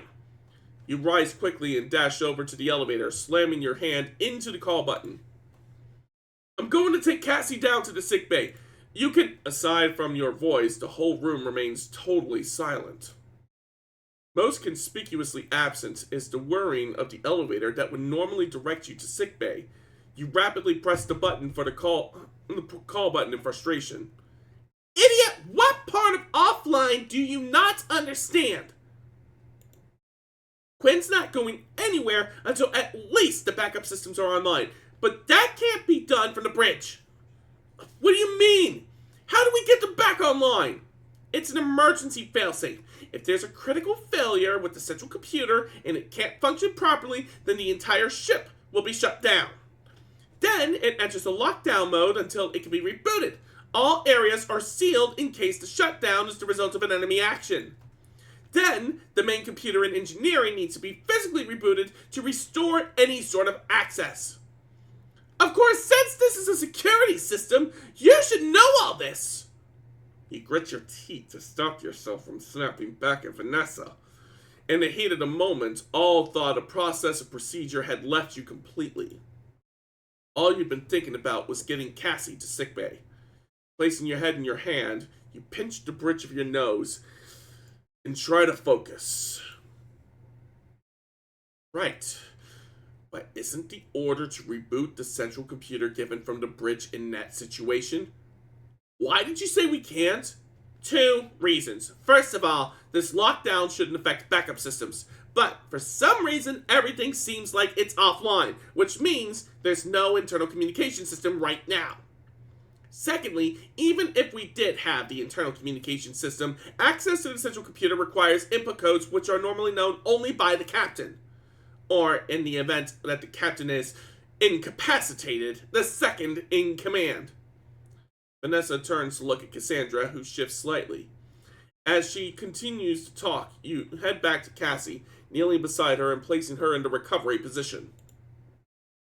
Feeling the cold steel of the floor as you turn Cassie over, you take off your uniform jacket and lay it over her. Which currently would be Lieutenant Commander Quinn. Meaning that right now, both the people who know the necessary information to get the ship back up and running are out of action. There's got to be some way around all this. Weren't you listening? There isn't going to happen. We should at least have the backup systems in place. Without them, there's nothing we can do except sit around here and wait for the air to run out. What about the O'Brien? Can't you contact them for support? Everything is offline. What part of this are you not getting? As you kneel over Cassie, your mind races through what Vanessa had just told you. You know that she is right, and that all the ship's emergency action plans revolve around the backup systems being operational, and without them online, there's next to nothing that can be done within the ship. Your mind catches on that point for a moment, and you can't help but wonder. Whoever wrote this plan was optimistic enough that they couldn't see a situation where the backups failed. Or whether they were so pessimistic that they felt that if those systems were out of commission, there was no real hope for the crew either. Pushing that thought out of your head, you desperately try to figure out a way to get Cassie to the sickbay. There's got to be something that you know about the ship that would help. And all the time that you've spent working as a security officer, there's got to be something you picked up that would... That's it! In the crew quarters, the panels by the bunks can be removed and replaced. People use the space in the structure to hide contraband. And at least there's no xenomorphs on board. Yeah, at the very least there's no xenomorphs. Can you imagine me trying to play Alien Isolation? Yeah, I should try that one of these days. But I am in no rush to do that. What are you talking about? The ship's maintenance crawlways are accessed in the same way. If I'm right, you head back over to the elevators, but this time instead of trying to call them, you begin to run your hands over the seams of the wall panels on either side. That would be fun. It probably would. I don't know if my heart could take it though. Eventually, you notice a gap a few inches in length. Normally, maintenance would have a special tool to access this, but you can do the same thing with... On sale right now. I think I got it for free on PS Plus. I'll have to double check. But if I can get it on sale, all the better. Taking your ID card out of your pocket, you slide it into the gap in the seam until it meets some resistance when it's about halfway in. You slide it up and down a few times until you feel it stick on something, at which point you push hard. Suddenly, you hear the sound of multiple catches disengaging and the panel fall towards you. Taking the wall panel in both hands, you place it to the side of where it used to be attached. Now, instead of a solid wall, you can just about make out an absence large enough for someone to fit inside, with a series of rungs heading downwards into a darkness which opens up once they pass by where the elevator currently sits. How did you know to do this? This is one of the first tricks you'll learn as a security officer. Ship crews get very creative with where they stash things. With these panels, it makes sense that the maintenance crawlways are accessed in a similar way. Well, great! Now you can crawl around the walls in the dark. Very helpful. You grit your teeth and breathe. You hadn't talked to Vanessa much since you first met, but you were now beginning to understand why she always ate alone in the mess hall. If I can get in up here, that means I can get out down in the central hub. From there, I can see if I can get into the emergency. I can get the emergency input codes from the captain and make contact with the chief in engineering.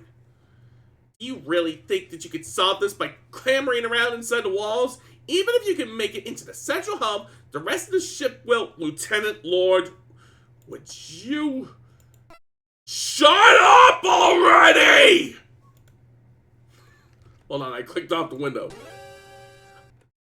Although the sudden outage of the ship's systems, as well as the failure of all the backups, was stressful enough, you felt on some level that you'd be able to handle it.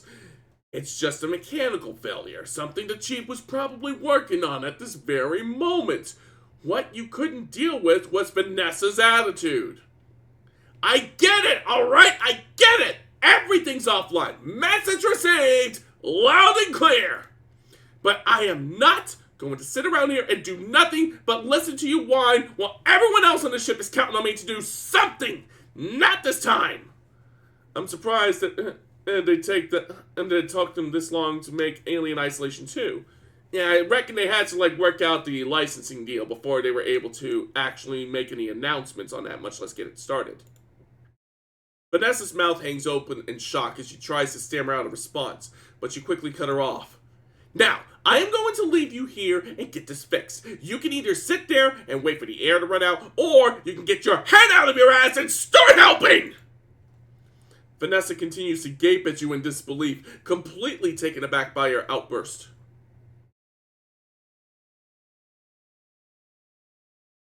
Alright, you do that. I'll try to get the internal communication system working. Since the backups should work in a situation like this, maybe there's a way to get them back online. Get moving, or are you going to stand around and gawk whilst I get everything done myself?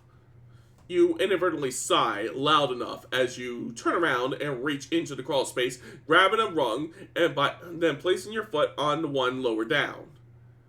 Hopefully I can get things back online with the chief and the captain's help. Just look after Lieutenant Commander Quinn until then, alright? Vanessa turns away from you, continuing to adjust the inputs on the communication system. Yeah, sure. With that, you lower yourself into the darkness and take it one rung at a time. Once you're past the stationary elevator, you can feel the space around you that you're in open up around you. Carrying on... So true, Disney now owns the rights now, not 20th Century Fox. True. Carrying on downwards, you reach behind you every so often to see if you can feel the catch system that would help... that would keep an access panel attached. After a few attempts, you find it. Your fingers inevitably brush over a catch, and with some coercion, you manage to get it to release, causing the whole panel to open onto the floor wall, and fall off of the wall behind you and clatter onto the floor of the central hub. As you step out of the crawlway, a loud banging starts nearby. You immediately reorient yourself to face the room, placing your hand on the electroshock weapon just in case. As you scan the room in the dim lighting, the banging continues and you realize it's not coming from anywhere in the central hub, but on one of the elevators. With your hand still hovering over your weapon, you slowly move towards the noise, trying to make as little sound as possible, hoping that whoever or whatever is making it doesn't know that you're there. Despite the darkness, you can see that the elevator doors are open slightly, with an inch or so of gap between the two doors. As you align yourself to try and see what's inside, your question is answered. Hey! Who's out there? Who are you? Help me get these stupid doors open! The whole thing's jammed! You pause for a moment.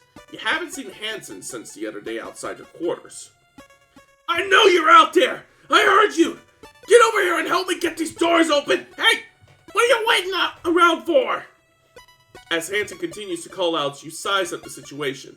With the darkness of the room, you could easily come and go without him being able to tell that it's you. On top of that, it's unlikely that he'd be able to force open the elevator doors on his own. Hey, come on! This isn't funny! Who's out there? Stop jerking me around! It's petty, but part of you almost relishes the idea of Hanson seeing how it feels to be trapped and unable to do anything. Haru! If you're messing with me, I'll kick your ass! Still, he's a member of the crew, and as a security officer, it is your role to keep them all safe, regardless of how much of a dick they might be. You take a deep breath and hold it for a second before releasing one constant sigh. Hey, I heard you! I know you're there! Get me out! Alright, Ensign, I'll take the door on the right. You take the one on the left. On the count of 3, we pull. Great! Everyone on board, and it's the Cow-like Coward. Figured you'd stop by here, find a nice space to crawl up and hide in. Helping me out so we can trade places and you can ride it out until the action's over? You immediately begin to regret your decision. Cruz, do you want to get out of there or not? Whatever, just get me out of here. Unless you want to walk away now, that's your specialty, right? Duck it out when you're needed? Every muscle in your body stiffens and a wave of heat flushes over your entire body. Listen up, Ensign. I'm here to help you out, and right now, you're not giving me a lot of good reasons to do that. So, you can either stop trying to be the biggest asshole in the JCF and start helping me, or I can leave you to figure out how to get out of there yourself. You understand? Yeah, whatever. Just count down already. Alright, here we go. 1, 2, 3.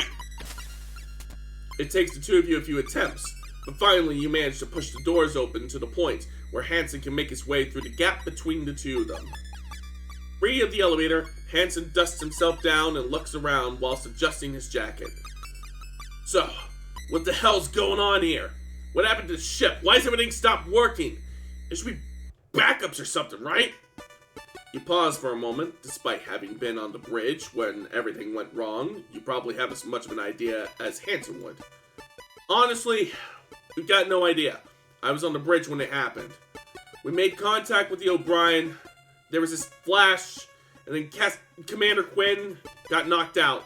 All the systems went offline, even the backups. I managed to get off of the bridge by using the maintenance crawlway.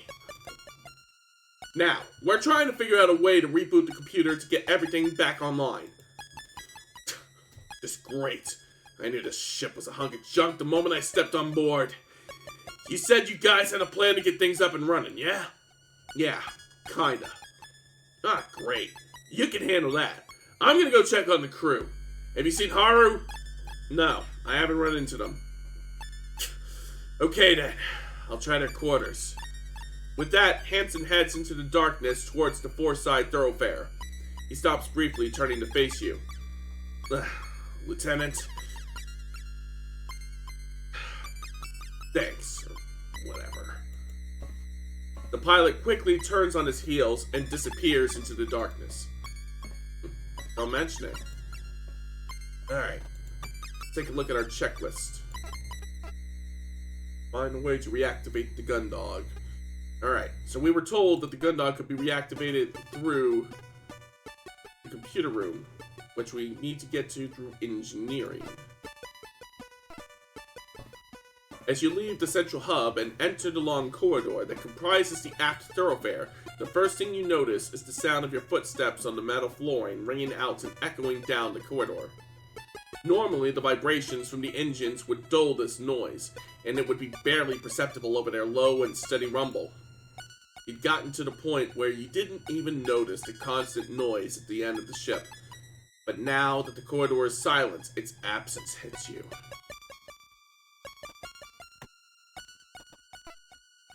At the end of the aft thoroughfare, where the corridor would normally transition from corridor into the engineering department, instead you are met with a substantial blast door with the word engineering stenciled onto it. You run your hand over the surface before wrapping it with your knuckles. Rather than the low ring, which would indicate it being relatively thin, this door returns a higher pitched noise indicating that it is significantly thicker than normal. Unlike the rest of the doors on the ship, which are designed as entrances and exits, you can tell that this one exists more to block one section off from the other. You instantly dismiss any thought of forcing it open. It's likely that even the contents of the armory couldn't even shift it. After a minute or two of fruitlessly inspecting it, you shrug to yourself. The only thing you can do right now is hope that the chief is nearby. Hey! Chief! You pound on the door with your fist, hoping that the sound makes its way through. Chief! Can you hear me? You continue to pound on the door and yell, stopping every so often to hear it if there was any kind of response. Chief! I'm out here! Chief! Hey! After a few minutes worth of attempting to make contact, you stop and flex your fingers on your right hand, cracking your knuckles and trying to dismiss the discomfort. Given the size of the engineering department, you begin to think about how close the chief would need to be to even hear you, and the odds of that happening. Before you can resume your attempts though, you hear a dull, repetitive thudding coming from the other side.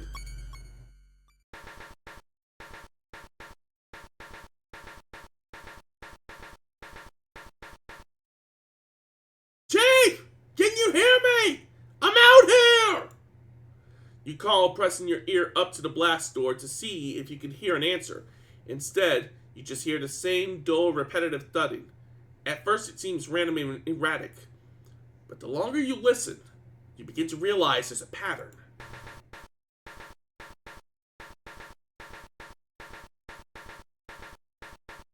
That's a pretty good beat.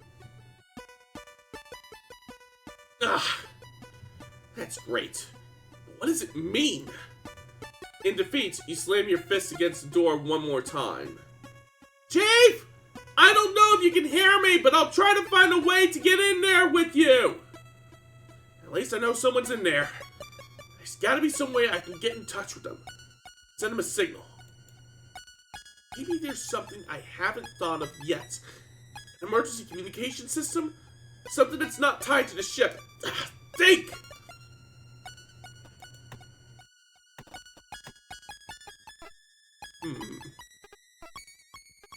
Maybe there's something in the airlock? As you enter, the airlock hatch door looms in the darkness. A shiver runs through you as you rub your forearms. It wasn't something that you noticed until now, but as you feel goosebumps cover your skin, you realize that the ship's temperature has now dropped noticeably. I've got to find a way to get things up and running again. Oops. Let's see.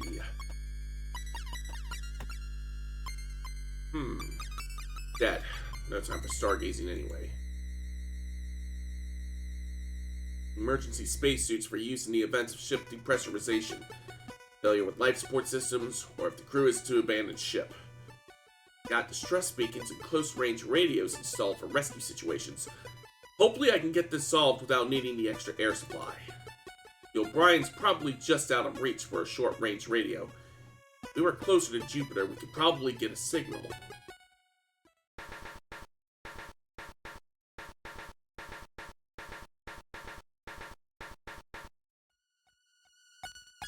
signal. That's it! That must have been what the chief was trying to tell me! You grab the handle on the suit's container and twist. The metal in your hand is cold to the touch, an uncomfortable reminder of the ship's decreasing ability to support life. Once the lock is undone, you open the door and, bracing the suit with your hand, grab the radio with your right. As you pull it away from the suit, you flip the radio over to examine it. The bottom half of the device consists of a pistol grip with a secondary microphone and speaker that allow it to be used separately from the suit. As you investigate it further, you realize that your thumb is resting comfortably on a push-to-talk button. The top half of the suit's underside has a backlit LCD screen showing the current frequency it's tuned to and battery level. Below the screen is a few ambiguous buttons. To its side is a dial for tuning and a power switch. Turning the radio in your hand, you find where the cord in the tether for the whole where the cord that tethers the whole unit to the suit connects, and unscrew the attachment point, allowing the cable to spring towards the suit. Quickly extend the telescoping antenna and flick the power switch, which causes the sound of whining static to fill the previously silent room. Then, slowly rotating the tuning dial, you work your way through the frequencies until a familiar voice comes out from the tinny speaker. An emergency broadcast from Chief Engineer Mackenzie Cathays on the JFS Gundog to any JFS Gundog crew members or any JCF ships nearby. The Gundog has suffered a complete systems failure, and assistance is needed to get them back online. I repeat, this is an emergency broadcast from Chief Engineer Mackenzie Cathays on the JFS Gundog to any JFS Gundog crew members or any JCF ships nearby. The Gundog has suffered a complete systems failure, and assistance is needed to get them back online. Chief, this is Lieutenant Nakata, reading you loud and clear. I managed to get an emergency radio from one of the suits in the airlock. I'm able to get around through the thoroughfares and to the bridge, but I can't get anywhere else. It took you long enough. Don't they teach you Morse code and basic training anymore? Oh, it raining! Can you give me a shout out there? Mochi Mochi VT. Give me all your Zuki stuff. is rating Behold with 10 the viewing viewers. globe. It's morphin' time. Alright.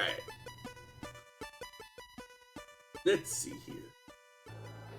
Holy shit, no, it's not. It's, I thought it sounded familiar. She's the English dub actress for, Aglia from Honkai Star Rail.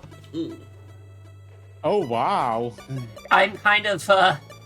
shocked that this woman was so desperate for a paycheck that she had to do this game. That is why we need universal basic income, so that Not nobody the has to Eclipse. voice No. in a gift game ever again. No! See, it was thanks to this game that she got a better job. I don't understand. What's going on here? Through the eyes of a high-flying dawn bird, we pretend to not see the eye of the No! You mean that thing? I'm gonna The take me a eye sippy of real quick. Providence is a symbol showing an eye often surrounded by rays of light or a glory. And usually Let's see. enclosed Have to rate and run, but I by wanted to say hi. Alrighty, much appreciated. So, allow me to introduce myself. For anybody who's been here before, welcome back. For anybody who's new, I'm not just any common rider. I am Stargazer KG, the stellar hero VTuber, adventurer, superhero, and streamer when not fighting the forces of evil. And tonight we are playing Stories from Saul the Gundog. And I see that you are playing Ace Combat 4 Shattered Skies. Benny was telling me that I should be playing some of the PS2 Ace Combat games. Maybe I should. If anybody else needs a rating run, I totally understand, but nonetheless, thank you so much, Mochi, for entrusting your community with me, and rest assured they are in good hands. Ace Combat fucking rules. I can believe it, I played 7, and it was great. Alright. You're just about to push the button to send your response, but the chief cuts in. Anyway, you're in touch now. That's what counts. You said that you could get to the bridge? Is that right? That's right, Chief. Then get back up there and get the captain to give me the input codes to access the main computer so that I can get the ship back up and running again. Slight complication, the captain's taken sick. She's not on the bridge. Classic Barnamuses. Then get back up there and get Lieutenant Commander Quinn to give me the input codes. She's out of commission too. She collapsed at the same time the ship's power went out. You release the thumb, allowing the chief to broadcast. But where you expect a swiftly delivered alternative, all you get is radio static. Chief? Nothing's ever easy, huh? Lieutenant? Who's currently on the bridge then? That'd be Lieutenant Lord. Well, she's the commanding officer on board right now, I guess. You're going to want to get up there. I've got an idea, but it's not something I can authorize. You grip on the radio tightens as a sense of apprehension grows within you. You don't know what the chief has in mind, but if it requires the authority of the ship's senior officer, you know it's going to be something incredibly dangerous. Back for a while, and yes, Ace Combat is a very good series for the most part. Realizing you've been holding your breath since the chief's last message, you breathe out and push the button on the radio side to send your message. Copy that, Chief. Heading up there now. Radio in hand, you quickly make your way back from the airlock to the central hub and head straight for the maintenance crawlway. It only takes you a moment of groping in the darkness to find a ladder rung before you are on your way back up to the bridge. As you climb up, each rung that you grasp is cold to the touch, and the air that you breathe has a brisk chill to it. You know what this means, but for the time being, you decide to push that thought from your head. You've got other things to focus on. The climb up seems a lot shorter than your original climb down, and you soon emerge back on the bridge. Vanessa swivels in her chair and paces over to you. So, did you get in touch with anyone? Kind of. You bring the radio up to your face so that the microphone is level with your mouth and press the push to talk button with your thumb. Chief, I'm back on the bridge with Lieutenant Lord. Releasing the button, you walk past Vanessa, handing the radio over to her before heading towards Cassie. Vanessa looks to you, from you to the radio with mild amusement before the chief's voice sounds off from the speaker. Lieutenant Lord, this is Chief Engineer Cathays. Do you read? As you kneel down by Cassie to check her pulse and temperature, as well as do your best to try and tuck your jacket under her, the way the chief addresses Vanessa catches your attention. You hadn't heard the chief being that deferential towards anyone, not even the captain. I hear you, Chief Cathays. Captain Barnamuse and Commander Quinn are both incapacitated, so I am in charge of the Gundog until such a time as they can return to duty. Understood? You frown slightly, hearing Vanessa assert her position over the chief like that. Although she is the ranking officer in this situation, you'd not heard anyone on board pull ranking that way, especially on the chief, who you were under the impression enjoyed the respect of everyone on board, including Hansen and Haru. Yes, ma'am. Good. Now, have you got a plan, Chief Cathays? Or has Lieutenant Takata brought me this radio so we can have a chat about how nothing's working on your end either? As you stand and turn to face Vanessa, you catch the last few moments of a distasteful look. Oh, we got another ring! Let me give you a show there. Matsu_Quinox is rating with 6 viewers. It's morphin time.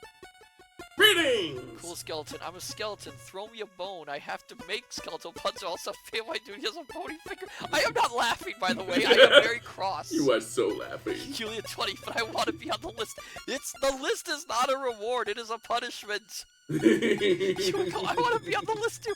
Nobody is on the list. Look. I am going to put you all on a not on the list. 1 second. No, don't move that. Don't move that. Not that. So, allow me to introduce myself. For anybody who's been here before, welcome back. For anybody who's new, I'm not just any common rider. I am Stargazer KG, the stellar hero Vtuber, adventurer, superhero, and streamer when not fighting the forces of evil. And tonight we are playing Stories from Saul, the Gundog. And you are up to reading and writing. What you working on? Tell me all about it. Tell me all about it while I take me another sippy.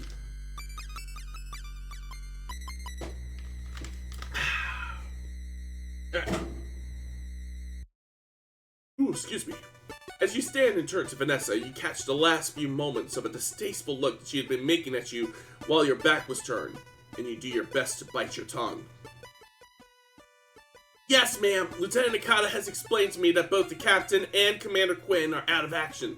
See, we were reading The Moon Pool, a pulp story from 1919 involving some lost civilizations and some proto-Lovecraftian horror. Ooh, I gotta look that up. That sounds very intriguing. I've been meaning to look up more pulp stories.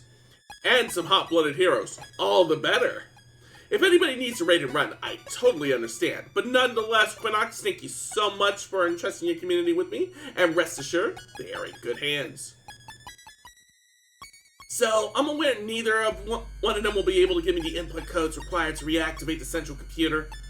We know that's Kate's. What's the situation? The only hope that we got right now is that the captain has copies of the documents that contain the access codes in their quarters. If someone can get in there, then they can get the codes and tell them to me. Let me reactivate the ship's systems. If we'd been able to get into the captain's quarters, we'd have done that already. The whole ship is in lockdown, and there is no way to get in there. You notice the slightest pause before the chief responds. You could be projecting, but you get the impression that she is just as fed up with you as you are. Not quite, ma'am. Although all the terminals and most of the hardware on the ship is dependent on the central computer, we've got a tool that we use when something needs to be disconnected from the system. We use it for maintenance or debugging, the PST, Portable Subterminal. It's effectively a standalone power pack with a microcomputer built into it that provides enough power to activate the hardware attached to a terminal. It'll let us get into the captain's quarters, and then from there, we can get the codes to start the computer back up. So, where is this PST? It's in the hangar. We can't get in the hangar either! I know you're stuck in engineering days, but the story's the same for the entire ship! Another silence follows. Longer this time. That's true if you're trying to get to the hangar from inside the ship, ma'am. But the Gundog has two entrances that can be activated entirely manually. The main onboarding airlock and the hangar crew airlock. If someone left the ship via the onboarding airlock, they can make their way to the crew aircraft from the hangar and re-enter there. Then, they can get the PST and make their way through the ship as normal. I see. Correct me if I am wrong, Chief Engineer Cathays, but aren't yourself and Cadet Grange the only crew members qualified for extravehicular activity in space? And you are currently stuck in engineering, whilst we can't get in contact with Cadet Grange to just bring us the PST. Yes, ma'am. You begin to feel a knot in your gut and internally curse at Dalton for not having picked up enough of the Chief's know-how to have found an emergency radio of his own. And policy dictates that all EVA activity needs to be commanded by an operations officer. The knot in your stomach tightens as you take a deep breath in. Vanessa's eyes are now locked on you. Yes, ma'am. The slightest hint of a smile forms on Vanessa's face. Well, Lieutenant, it looks like you're going for a walk. You'd seen this coming as soon as the Chief had begun outlining the plan. But you'd been hoping that there'd be just an extra part that they hadn't revealed yet, something that would allow you to stay on board. Faced with Vanessa's directness, the knot in your stomach tightens further. A sense of nausea rises from your gut. Some people took well to space. Some even enjoyed them so much that they would take on careers in colony construction and repair, where they'd spend more time in the vacuum of space than they would inside a colony or on ships. You were not one of those people. You'd only ever left the confines of a ship or a colony a few times in your life, and almost all of those had been evacuation drills that you had been through in school or during citizenry courses. On every occasion that you could remember, you reacted badly, but managed to keep it to yourself. Something about being out there in the void, an attachment clip or handrail away from drifting off into the endless nothingness of space had always filled you with dread. The knowledge that you were a slip away from disappearing forever, irretrievable and helpless. But despite all that, you knew full well from Vanessa's discussion with the chief that there was no other way around doing this. And right now, you were the ship's, Cassie's, only hope. As much as you hated the thought of it, you pushed back against the fear that had been rising inside of you. Taking a deep breath, you resign yourself to what you have to do. Fine, I'll do it. Chief can walk me through everything that I need to know on my way over to the airlock. The dashing security officer diving headfirst into danger. Isn't he great, Lieutenant Commander Quinn? So selfless. Vanessa rolls her eyes, covering her mouth with the back of her hand and putting on a mocking tone. Oh, my hero! So brave! Going into space to save us! Only you can... You snatch the radio out of Vanessa and turn your back to her, heading towards the maintenance crawlway. At this point, you've had just about all you can take of her, so the sooner the situation is resolved, you decide, the sooner you can go back to avoiding her. Oh, quit making a big deal with all your huffing and puffing, Lieutenant Okada. From what I've heard, hanging out in space is something of a pastime of yours. Ooh, that's a low blow.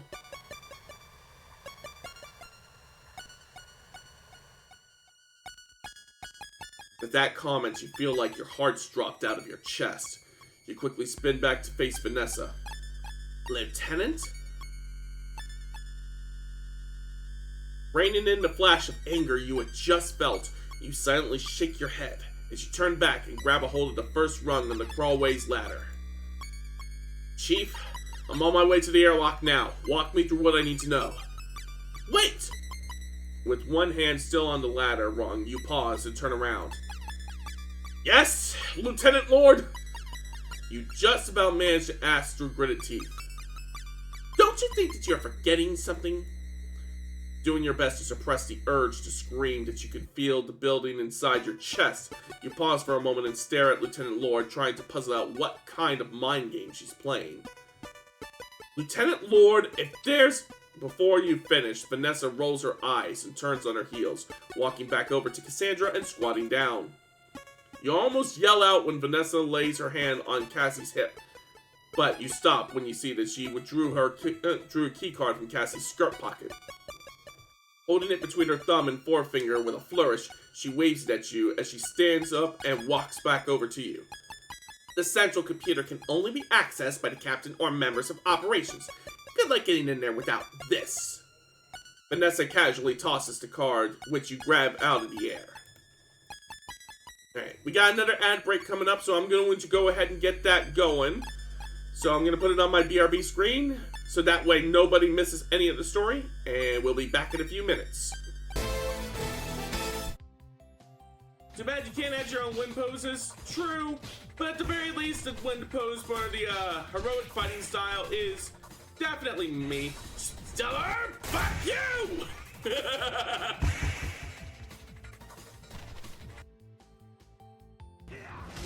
That's more like it.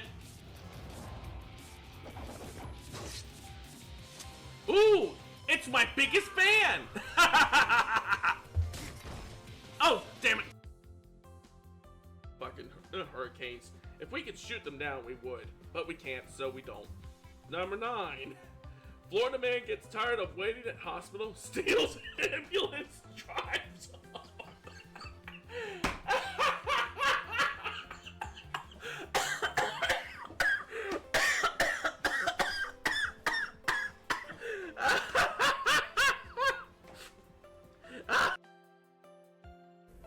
What have we here? Whoa!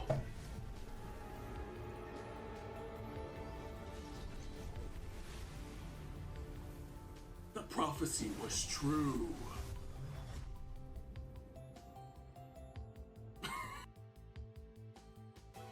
Well, first, let me take care of your little friends here.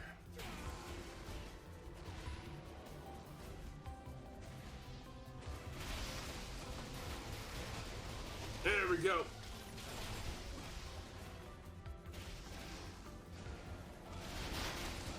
Yeah, look at them hits! Look at them hits! Number go! Never go.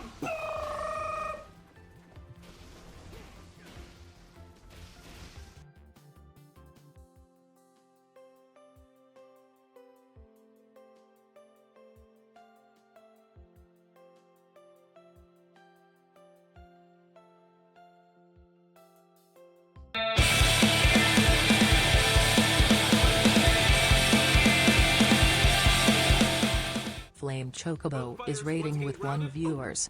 It's morphin' time. It's not enough to be a jerk, you have to be an anti-jerk. Yeah, it's really sad in this day and age that being a nice person can be oh! Damn! Yeah, I did Andy dirty that time!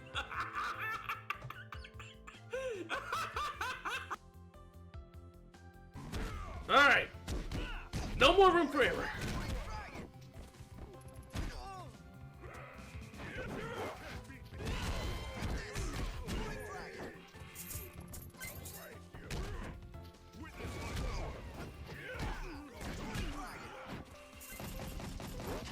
Almost got it. Almost got it. Yeah! Eat my whole ass! I am back and we have been rated again! Let me give you a shout out there, Flame. Behold the viewing globe. Let's see what clip we get this time. Yeah, we're just wandering through the desert. Alright, let's see what happens if I drink water. Blech. Well, Oh, God. a pot full of salt water wasn't the smartest thing you've ever done. Oh, she's already dead. Mm-hmm. Classic RE4. Okay, I need to see Nice. that again. Alright, hang on a second. She's gonna do it again! Alright. How about this one? If he walks away. Come on. Alright. Oh, she died. Drinking a pot full of salt water wasn't the smartest thing you've ever done. You didn't even drink the water. And you died? It's more likely than you think. Jeez. So, allow me to introduce myself. For anybody who's been here before, welcome back. For anybody who's new, I'm not just any common rider. I am Stargazer KG, the stellar hero VTuber, adventurer, superhero, and streamer when not fighting the forces of evil. And tonight, we are playing Stories from Saul, the Gun Dog. The King's Quest 7 clip again! It's a moment that will live forever in infamy. So if anybody from Flame Stream needs to raid and run, I totally understand. But nonetheless, Flame, thank you once again for entrusting your community with me. And rest assured that, like the crew of the Gun Dog right now, they are in good hands. Alright, let me get my windows back up. Oops, 1 second. That one, and finally that one. Alright, we got Cassie's keycard. You turn the card over in your hand a few times before pocketing it. But the chief said that the PST used its battery power to open. I can see what you and her are seeing each other. As if hooking a battery up to a doorway would get you around the ship's security systems, you're still going to need to have the right authority levels to get through. Honestly. At this point, your jaw is clenched so hard it feels like your teeth may crack at any second. But with the cold chill of the ladder rung reminding you of just how dire the situation is getting, you turn back around. Thank you, Lieutenant. You just about manage. Still there, Chief? I'm heading to the airlock now. Have you got the radio coming through the helmet speakers, Lieutenant? The Chief's voice fills your helmet. The sound quality somehow worse than the speaker on the main radio unit itself. Loud and clear, Chief. You respond, securing the radio onto the suit's breast panel. You've got the emergency suit on and sealed? Yeah, currently breathing in the suit's oxygen supply. What now? Do you see an access panel into the interior airlock hatch? The ship's suit helmet is attached to the rest of the suit in such a fixed position that although you turn your head to check, all you can see is the helmet's interior. You turn your whole body in an exaggerated motion to look towards the for the emergency access panel and spot it from the other side of the hatch. I see it, Chief. I'm heading over there now. Alright, you'll need to remove it from the panel in the same way that you did the one on the bridge. Once you got it off, then you'll see a large handle. Cranking that lever operates the manual override that will open the hatch to the airlock. Understood. Although you had to learn to operate the airlock manually in basic training, you didn't feel that now was the time to dismiss the Chief and act like a know-it-all. She was likely getting her fill of that from Lieutenant Lord. You kneel down by the panel and attempt to find the gap between its edge and the surrounding wall. This is made a lot harder by the thicker material of your suit. After a few attempts to find it, the tips of your gloves catch in the recess. You work your digits in more until you find a catch that you can squeeze. The panel falls away from the wall, and you take hold of it, placing it to the side. Underneath it is a long handle, marked Emergency Use Only. Alright, that's the access panel out of the way. I can see the handle. Good! Now, you're going to want to turn it counterclockwise and keep going until the hatch is open. Understood. Placing your left hand at the bottom of the handle and your right at the top, you apply as much force as you can to push it clockwise. Your initial heave barely moves it despite your effort. Ugh, come on! You grip the handle again and place your entire body weight behind your effort to shift it. This time it moves more noticeably, but when you look at the airlock hatch, it does not appear to have opened at all. With another grunt, you push the lever the full 90 degrees, allowing it to return to its neutral position. Although it still resists you, you're able to feel the ratchet mechanism beginning to move. Things! You push the handle 90 degrees again before letting it reset. Ever! You adjust your grip and push the handle again. Easy! You complain through gritted teeth as you feel the mechanism slowly but surely moving a little bit each time. As you carry on this process of straining against the mechanism, you complete the crank after crank. You can hear the mechanism of the airlock groan and strain with each turn. Eventually, something gives and the mechanism in the airlock uncouples, releasing the locks, and the whole thing slides open.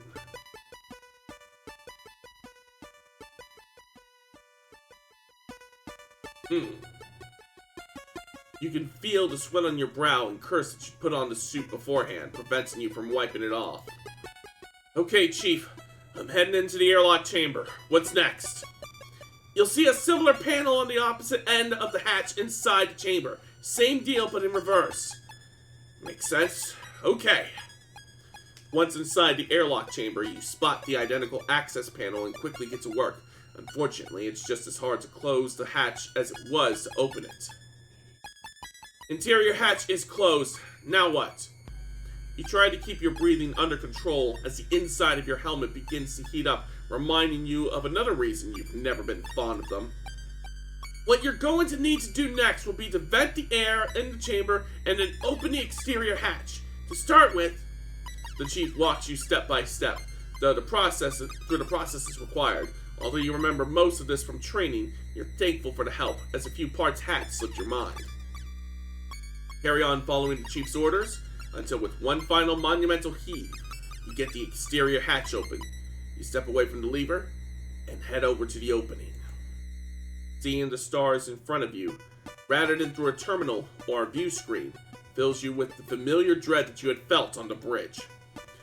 Alright, Chief. I'm heading out. Pressing firmly on a switch on the suit's breast panel, you hear a momentary high-pitched whine as the soles of the boots are drawn towards the airlock floor. With the electromagnets now active, each step is an effort, but at least you know you won't go hurtling off into space. You place one foot right on the edge of the airlock hatch and stare out into the emptiness. You see nothing but stars, with light years of gulf between them and you. With your next step, you head out into the nothingness, pivoting on the axis of your foot at the edge of the airlock. This step that you took into space brings your foot back down on the Gundog's exterior hull. Even though the ship had fallen silent since its power had been knocked offline, that hadn't been true silence. There had been the echo of your footsteps, the almost inaudible sounds of things the other crew members were doing in the far-off reaches of the ship. Out here, all you could hear was your own breathing and the whine of the magnets. You took a moment to orient yourself and turned 90 degrees to your right, angling yourself towards the front of the ship. With a little difficulty, you bring one foot up and away from the hull and place it down in front of you. Slowly, but steadily, you make your way towards the hangar airlock. Still with us, Lieutenant Okada? Haven't gotten hurtling off into space or anything? You roll your eyes as you plod forward. Still here, Lieutenant Lord. Good, good. What's your ETA on the hangar airlock? You quickly do some rough maths around what you know of the Gundog's dimensions. Airlock's around the midpoint of the ship, 250 meters long. About 5 minutes, Lieutenant. This isn't a Sunday afternoon stroll at the replica gardens, Okada. Pick up the pace. You allow yourself the opportunity to curse openly at Vanessa before hitting the push-to-talk button again. Yes, ma'am. You carry on the laborious march to the hangar crew airlock, slowly heaving 1 foot at a time away from the ship's hull before placing it back down in front of you. There are a few awkward areas where the ship's hull rises or falls, and you have to navigate your way across them. The loss of a constant bearing begins to disorient you, but you march onwards, ensuring that you are headed constantly in a straight line regardless of orientation. Eventually, you see the distinct markings that indicate an airlock hatch in the distance. Although it's marked in the same way as the one that you had emerged from, this one is much smaller, scarcely bigger than your typical doorway inside the Gundog. You enjoy a momentary celebration, and then pick up the pace. Alright, Chief, I'm at the hangar crew airlock. Okay, if you look to your right of the door, you should see the access panel with a lever underneath it, just like the others. Okay, let's see. Due to your orientation standing from the ship's hull, the airlock entryway is laid out at your feet. You shift yourself to be able to look to the right and see the panel, which you head over to and squat down in front of, running your fingers around its edges to find a now familiar recess. With a practiced movement, you undo the clip. Unlike the panels inside the ship that freely come away, this one swings on a hinge, revealing the lever underneath. Hopefully this should be easier on a smaller hatch. You mutter to yourself, reaching for the lever. Chief? What is it? It's the lever. It's, Run your hand a few more times over the lever, which is visible, but inlaid into the hole, perfectly level with its surroundings. Whereas you'd been able to remove the panel cover by finding the recess, there was nothing like that here, making grasping the lever impossible. I can't get any purchase on it. It's completely flush with the hole. There's no way to grip it.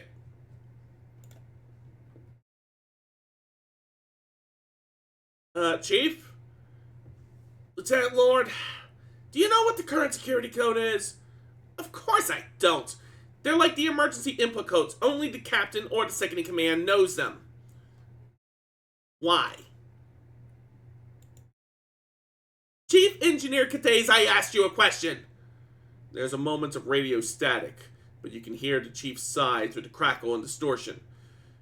In order to gain entry to the airlock from outside, you need to input the ship's security code into the number pad.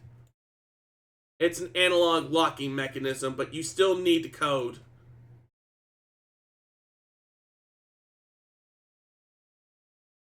God damn it! God damn it, God damn it, God damn it, God damn you miserable excuse me, God damn you, Gwen, you absolutely airheaded bit! Hey, watch yourself, Lord! Oh, shut up, Akata! Because of your stupid bimbo girlfriend deciding that now's a great time to take a nap, I'm stuck in a dead ship, running out of air, trying to herd you knuckleheads around on stupid, pointless errands! Stow it!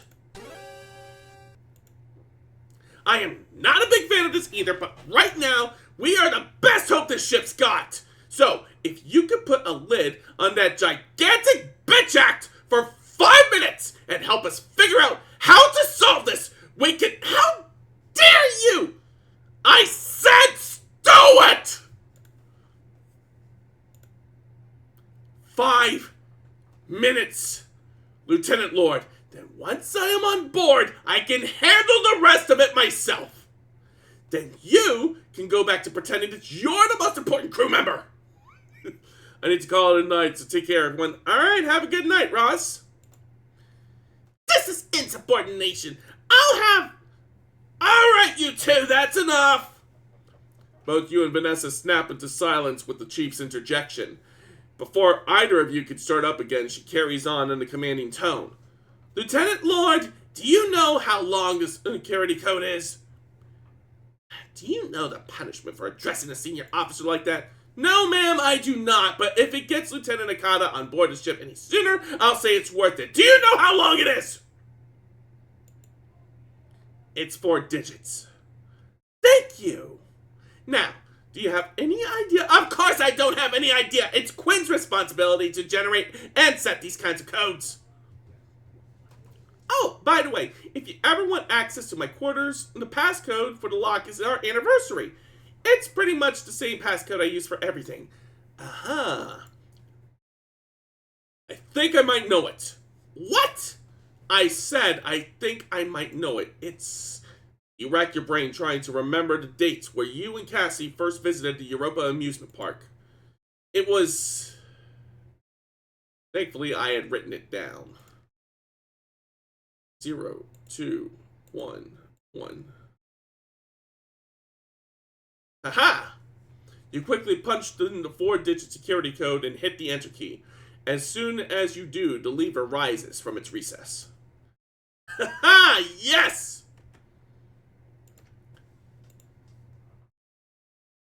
You got it, Lieutenant? Yeah, it was 0211 in case that helps. And how did you know what the security code was? That is sensitive information! You don't want to tell Vanessa the reason you were able to guess the code, that it was yours and Cassie's anniversary, so instead you scramble for a lie.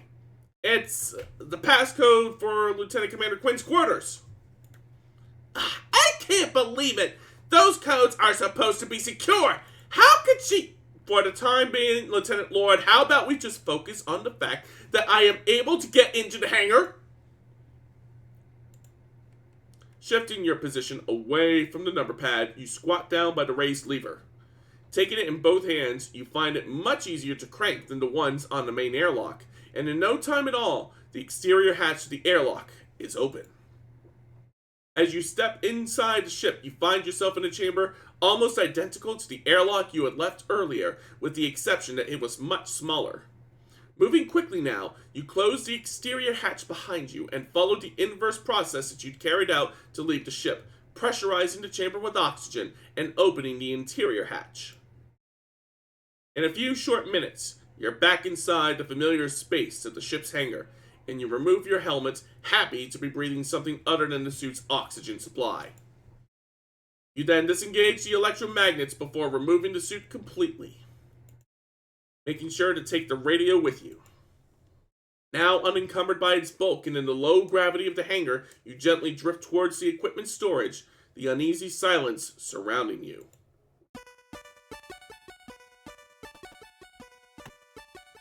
Let's see. Where should we look? I'm doing my part. Yes, you are, Fade. How's it going? The armored frames are powered by an internal generator, so they're one of the few things on the ship that still work. Not much use, though, since there's no need to tear their way... Ow! Since they need to tear their way out of the hangar to get anywhere. None of that's doing me any good right now. I'll have to look through the crates by hand. Tools, equipment, and supplies. The portable sub-terminal that the chief mentioned should be in there somewhere. I guess I should get looking.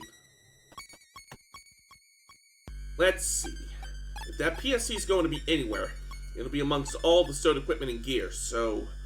In the darkness, the collection of stacked or suspended crates, containers, and various pieces of heavy machinery looms intimidatingly.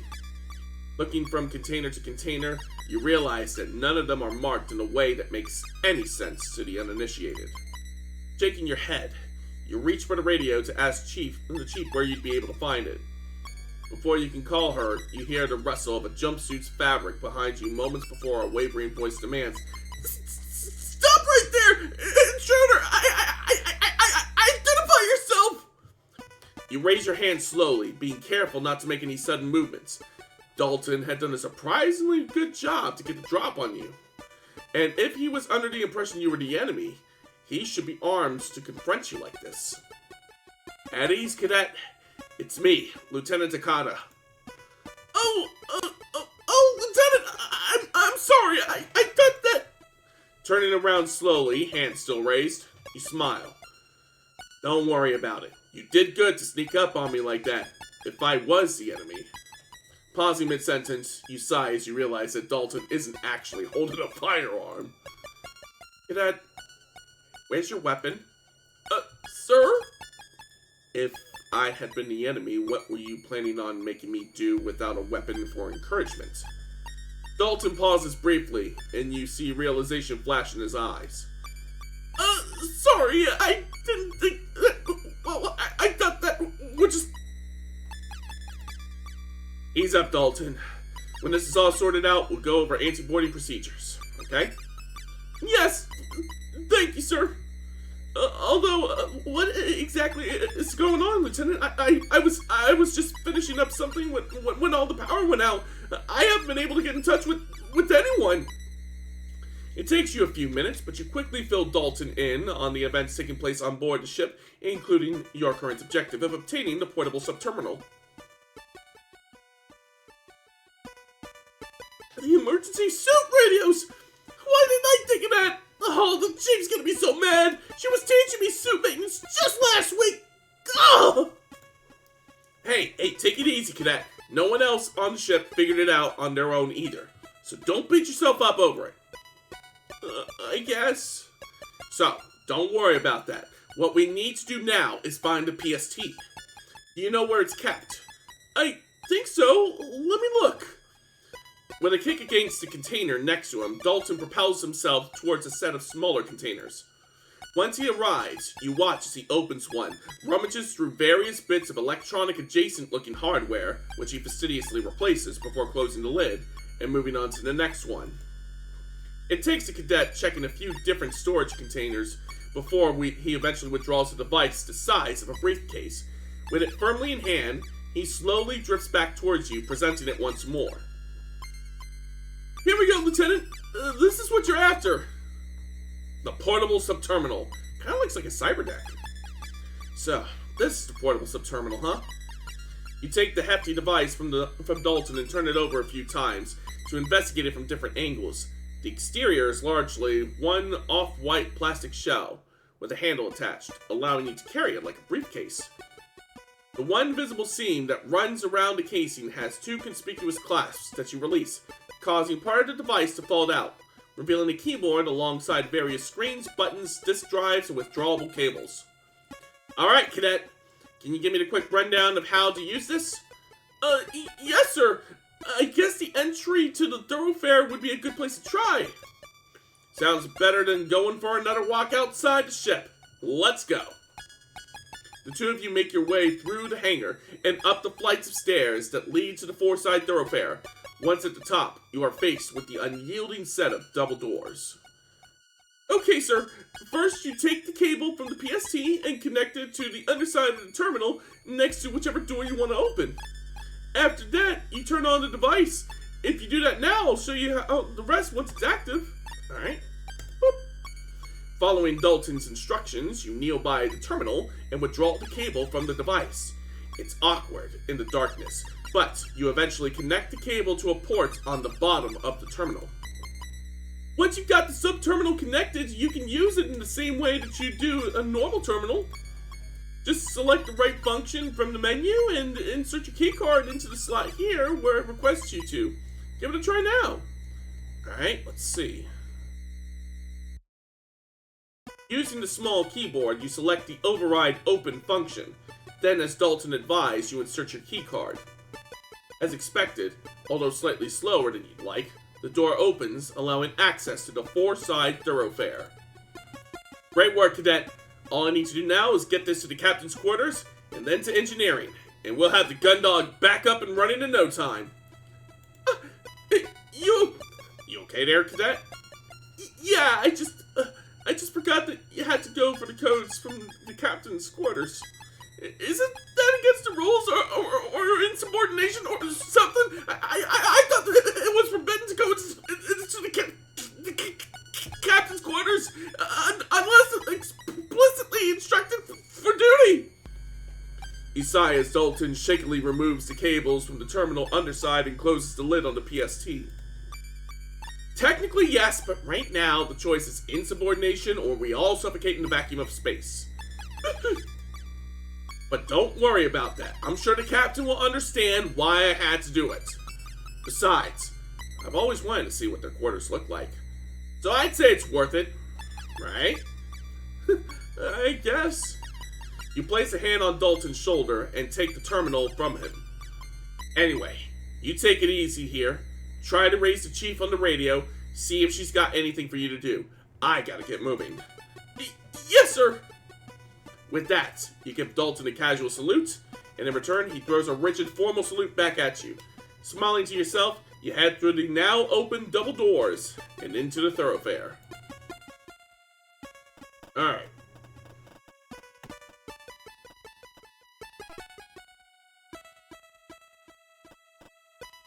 Let's see. Captain's quarters. Standing outside the captain's quarters, you look at the heavy device in your hand. It's taken longer than you'd like to get here, but at least now you could get those codes from the captain. Okay, so first I get the PST. You kneel down by the terminal to the side of the door, laying the PST on the ground and unclipping the catches that hold the fronts of the unit closed. After it starts up, you swiftly draw out the cable and connect it to the terminal's underside. Squinting at the screen's phosphorescent glow in the low light, you scroll your way through a series of menus to select the unlock function. Once you hit enter on the command, a prompt shows up on the screen. Alright, now? Once the device reaches your keycard, you hear the software of the door unlocking, and a hiss as it slowly opens. Okay, I can leave this here for the time being. You stand up and step in front of the door, which continues its painfully slow opening. Come on, come on! Captain, are you...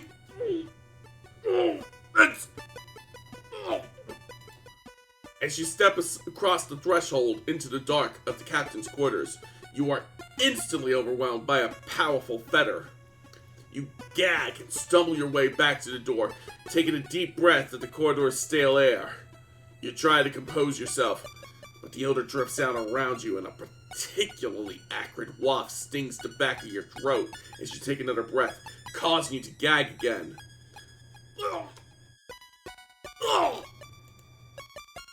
The atmosphere on the ship and even the colonies are carefully regulated, and the air supply constantly scrubbed and recycled. Because of this, strong smells are something that almost are never encountered and are quickly resolved. You realize that with this ship's life support out of action, this hasn't happened, and whatever is causing the stench in the captain's quarters has been left to putrefy into this awful miasma. After a few more retches, you steel yourself to re-enter the room. Before heading in, you bring your arm up in front of your mouth and nose to do your best to bear the stink. Although you're doing your best to breathe as lightly as possible, the odor still assaults you, almost too much to bear. Captain! Are you... Are you in there, Captain? With no answer, you carry on deeper into the quarters. As you grow accustomed to the smell, you begin to pick up on the unique odors that it's comprised of. The first scent that you identify brings back memories of your early flight training, the acidic tang of vomit. The second takes you a little while longer, sour, chemical. You wonder for a moment if it's one of those substances that they use to strip paintwork from ships or armored frames, but then you spy an empty bottle on the desk and realize what it is. Stale whiskey. Sick, huh? With the cause of the captain's absence now obvious, you'll look around the room. To the left is another closed door. To the right, you see an open doorway and what looks like the end of the bed. Captain! You call out again as you head towards it. Although your reason for being here is entirely justifiable, you still feel a bit hesitant about barging in. Captain! Nothing. Alright, Captain, I'm coming in. We need those... Having stepped through the doorway, you find yourself in a room that's much closer to a normal bedroom than the crew quarters. Rather than access panels flush with the walls for storage, this room has actual furniture. A chest of drawers sits below a mirror, and a bedside table is right next to an unmade, queen-size bed. For a moment, you think that, like Cassie's wont to do, the captain has just thrown her work uniform onto the bed and left it all in a heap. But before you turn back, a sluggish movement as the mass of crumpled clothing turns over reveals it to be Captain Bartomuse herself. Ah, Captain! You throw a salute and hold it for a moment before you realize that the captain is completely oblivious to your presence. Tentatively making your way towards the captain's bedside, you register that smell of stale whiskey is strongest in her immediate vicinity. As you look around, you notice another bottle lies, mostly empty, with a small pool of amber liquid left in one of its corners. Captain... You run your hand back through your hair and sigh loudly. Regardless of all this, you remind yourself you're here to get the emergency input codes. Captain? Hey, Captain! Captain Bartomuse! You place your hand on the palm of your hand on the captain's upper arm and rock her gently. Captain, come on! You need to wake up! We need your emergency input code. Captain, wake up! Captain! Captain! You step back and pinch the bridge of your nose with your finger and thumb and forefinger. Despite everything, it doesn't seem like the captain will be waking up from this stupor anytime soon. Come on, after everything! If I can't get the codes from the captain directly, maybe she keeps a copy of them around here somewhere. Worth a shot. The captain's bedroom. It's actually pretty nice. This is the first time I've seen a captain's quarters, so I don't know if I didn't know they were this different. Privilege of rank, I guess. The captain's desk. The terminal's not getting any power, and the comms are down. I don't need a good surface to write a letter on her either, so it's not much use to me. Unless I'm missing something. The captain's bedroom. I already saw that. Pretty nice desk. Must be where the captain does all of her work when she's not on the bridge. If that's the case, then, as I thought, it's got a few drawers on the back, next to where she would sit. If the codes are anywhere, they'd be in there. I know I've seen Cassie hand the captain printed reports and status updates. Maybe she's still got a copy of those codes in here. He tried to open the top drawer, but the small amount of initial give stops almost immediately as you hear a clunk. You try a few more times, and then spot a keyhole to the top left of the drawer. Checking the second and third drawers gives you the same result. Locked, of course. I'll have to find a key. Ugh. You were uncomfortable enough making your way in here in the first place, but now you're about to rummage your way through the captain's personal effects. You feel even worse. Let's get this over with. Doing a quick scan of the room in the hopes that the captain might have left a key on top of the chest or drawers, or her bedside table, proves fruitless, so you tentatively step back inside, nervously looking back to the captain's comatose form every few moments. Sorry about this, Captain. Standing by the chest of drawers, you lay your hand on its top and drum your fingers before nervously pulling the top one open.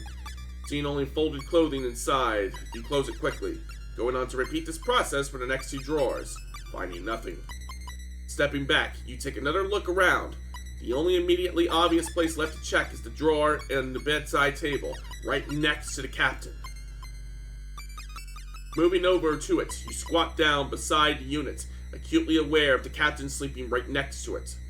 In the low light, it's next to impossible for you to make out the contents of the drawer, so you have to settle for reaching inside and feeling your way through. Running your fingers over the various contents, you try to figure out what's in there. A thin plastic surface with regular bumps, which feels like it has a foil underside. A small glass bottle with a series of raised dots just under the label. Various individual papers. Aha! You grab a hold of what feels like a key card clipped onto a lanyard and pull it out of the drawer. The metallic jingling sound that comes with it is quickly revealed to be a key ring featuring various different keys. One of these has got to be the key for those... Oh!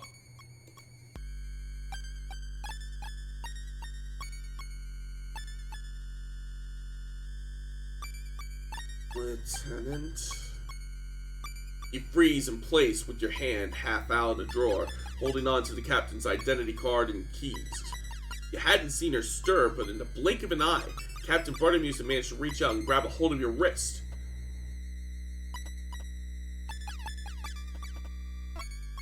Flustered, you quickly yank your arm back and try to find a way to convince the captain not to court-martial you here and now. Captain, I was... that is, I am here to... I need to...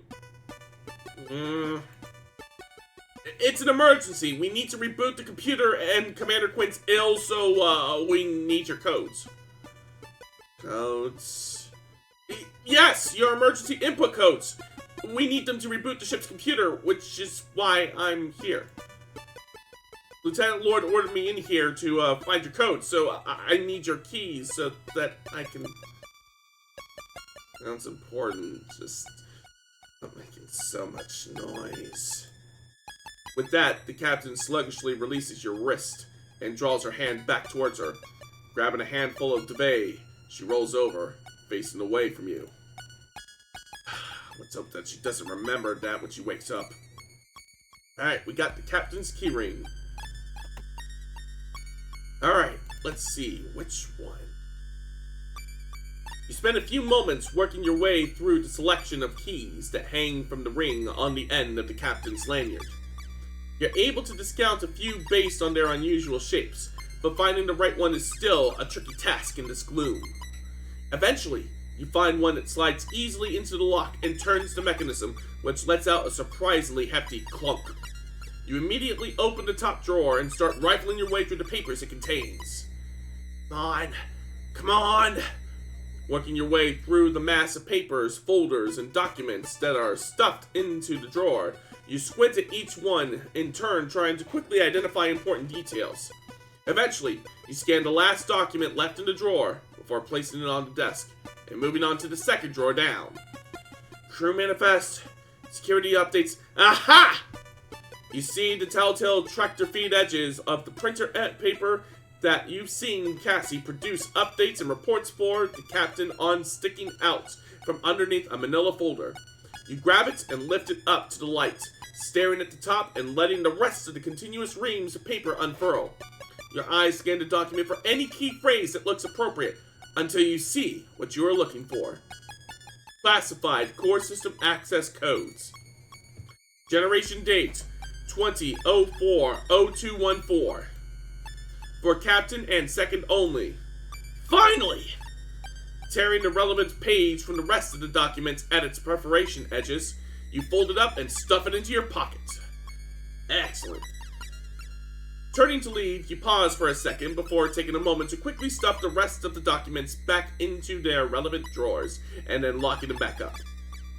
With the codes finally in your possession, you briskly make your way back towards the corridor outside the captain's quarters, where you had left the PST. As you approach the doorway, you take hold of the radio and push down the transmission button to report the good news. Okay, Chief, Lieutenant Lord, I've got the codes. You release the push to talk button and wait. You give it another moment, but instead of more instructions from the Chief or some kind of backhanded congratulations from Lieutenant Lord, all you hear is a powerful hiss of static. Chief? You try again. Lieutenant Lord? Still nothing. Anyone, come in! You give the radio a shake and spend a few moments adjusting the frequency dials, but you still didn't hear anything from anyone, just a hiss of static. For a moment, you feel like throwing the radio down the corridor, but instead, you slump against the nearest wall and hold your head in one hand. Slouching against the wall in the low lights for a moment longer than you sigh loudly before turning and kneeling down by the PST, which you begin to pack back up. You've got the codes. You can't just get them to the Chief over the radio. The next best thing you decide is to get them to her in person. You clip the latches on the PST closed and pick it up as you stand, turning to make your way through the darkness towards the 4-side thoroughfare. Map and engineering. Outside a huge blast door that separates the aft thoroughfare from the engineering department, you begin the increasingly familiar process of unpacking the PST. Alright, I set up the PST, first withdrawing the cable, then unplugging it into the terminal near the door. You boot up the device and begin cycling through the options. Okay, and then, with the device set up, you hit the enter key on the unlock option and turn your attention towards the partition that stands between you and the engineering department.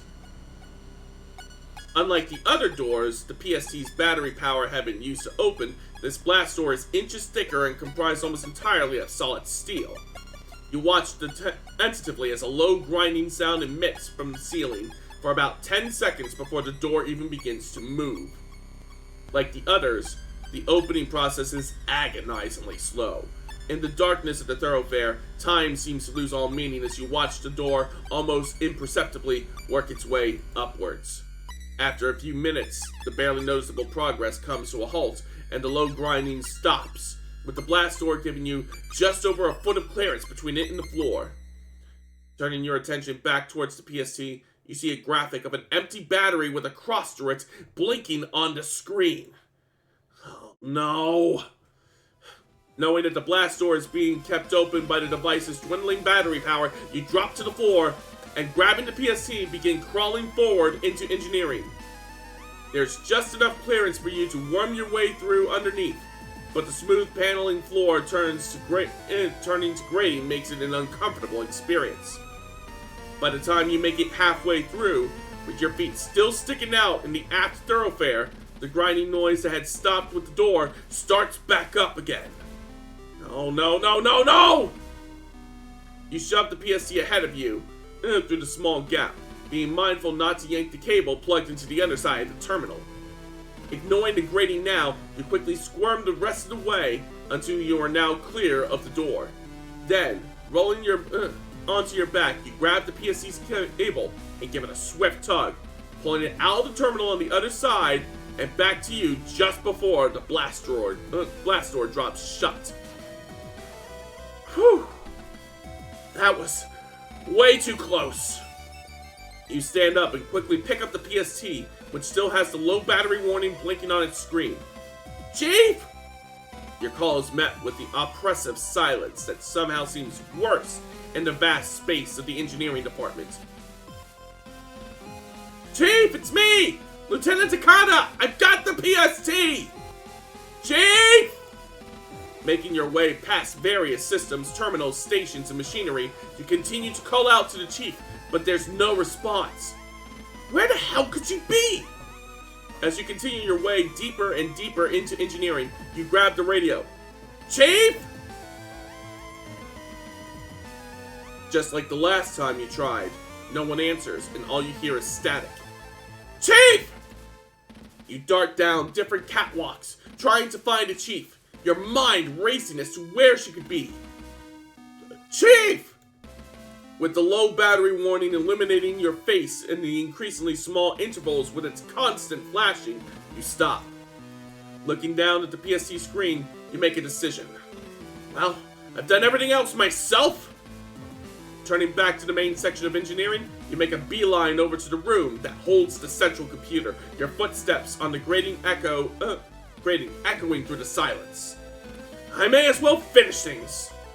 You begin to run, the PST starts to beep, and the battery symbol flashes even more rapidly.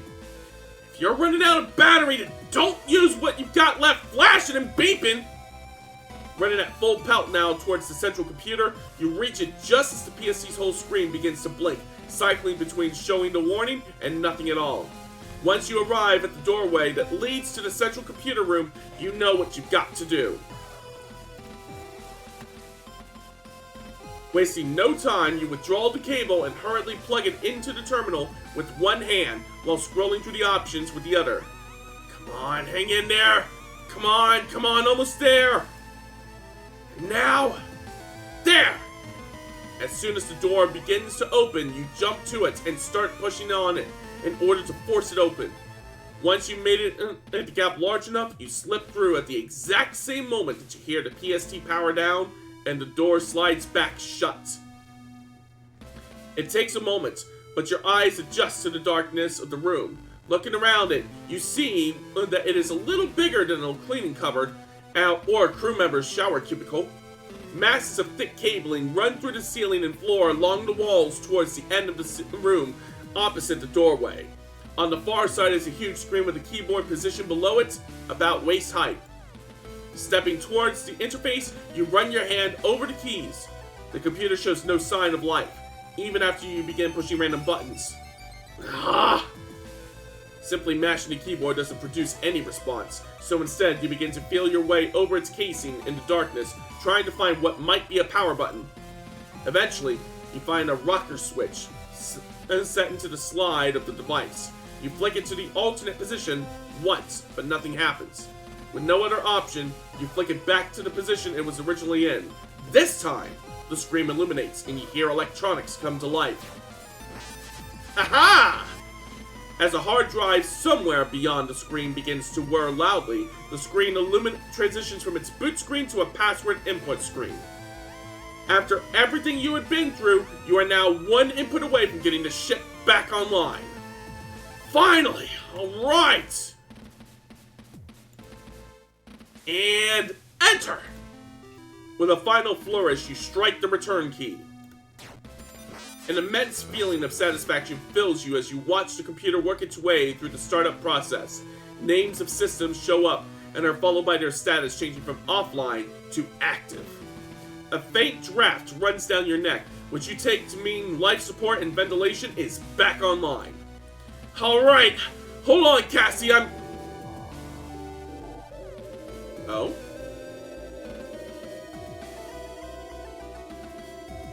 Wait, what? No, come on! You're hit with a gut punch of panic as the visuals on the screen begin to warp. Fragments of text scatter and lines of code split and distort while a strange noise squeals from the machinery. Don't do this! Unsure of what's going on, but beginning to think that it is your fault, you look over the keyboard again, repeatedly striking any key that seems like it might stop this process. End! Escape!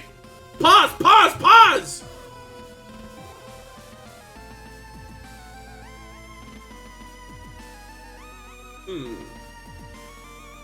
Oh, come on!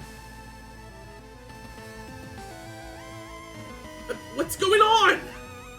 As suddenly as it started, the computer's erratic activity ceases, with the only document left on the screen, Cassie's personnel file. Cassie's file? Wait, why? You pause, unsure of whether you should do something or leave it as it is. You can tell from the ambient noise that has returned that the ship is back online.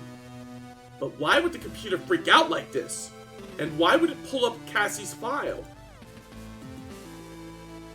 No!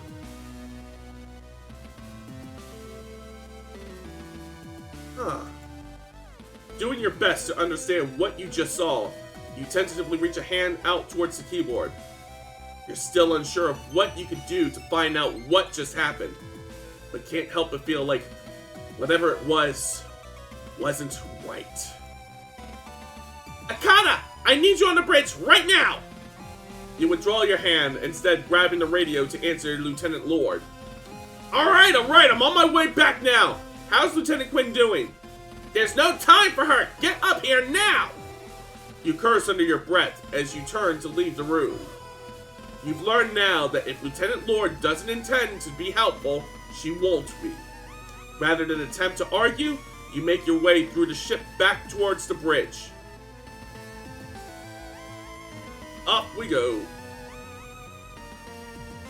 As the elevator doors hiss open, you step onto the bridge. You see Lieutenant Lord frenziedly flicking switches and turning dials on an instrument panel, stopping every so often to type commands into her station. Cassie, meanwhile, remains unconscious on the bridge floor. I'm here, Lieutenant! What else is wrong now? You hurry over to Cassie and kneel down, sliding your hands under her back and legs in preparation to pick her up and take her to the newly accessible sickbay. It's the O'Brien! With a single movement, you stand and bring Cassandra up from the floor. What about it? It's gone! Uh-oh. And thus do we reach the perfect stopping point for now. So I am saving our progress, and we shall continue this story another time. In the meantime, let's step into my office, shall we? I hope everybody enjoyed this session with The Gun Dog, Stories from Saul. Like I said, it's one of my favorite visual novels, and it is an incredible story. I really want to play this out to its conclusion with y'all. In the meantime, let's swing over to Twitch and see who we can raid out to tonight. While I also prepare us a raid message.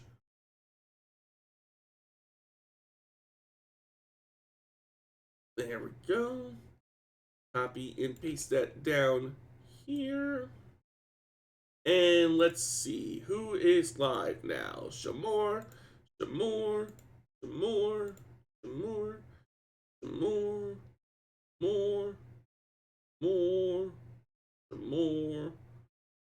more, more. Alright, who do we have tonight? I say we raid out to Alguma. He is playing the Talos Principle right now. Before I do, of course, let me drop my socials in case anybody wishes to follow me on them. And then share with everybody tonight's raiding message. Shut up, Vanessa! There's the raid message for my followers, and here's the one for my subscribers. And let's pass it on to Alguma Bear. Thanks for streaming the game, of course, and thank you for stopping by, Zetsu. It was great having you watch. There we go. Raid is established, and with that, I am calling it a night. So my thanks to everybody who tuned in tonight. My next stream will be tomorrow at 7 p.m. when I play Super Battle Golf with Venio, Kojo, and friends. Until then, everybody take care, stay heroic, and I will see you all out there. Star speed, everybody!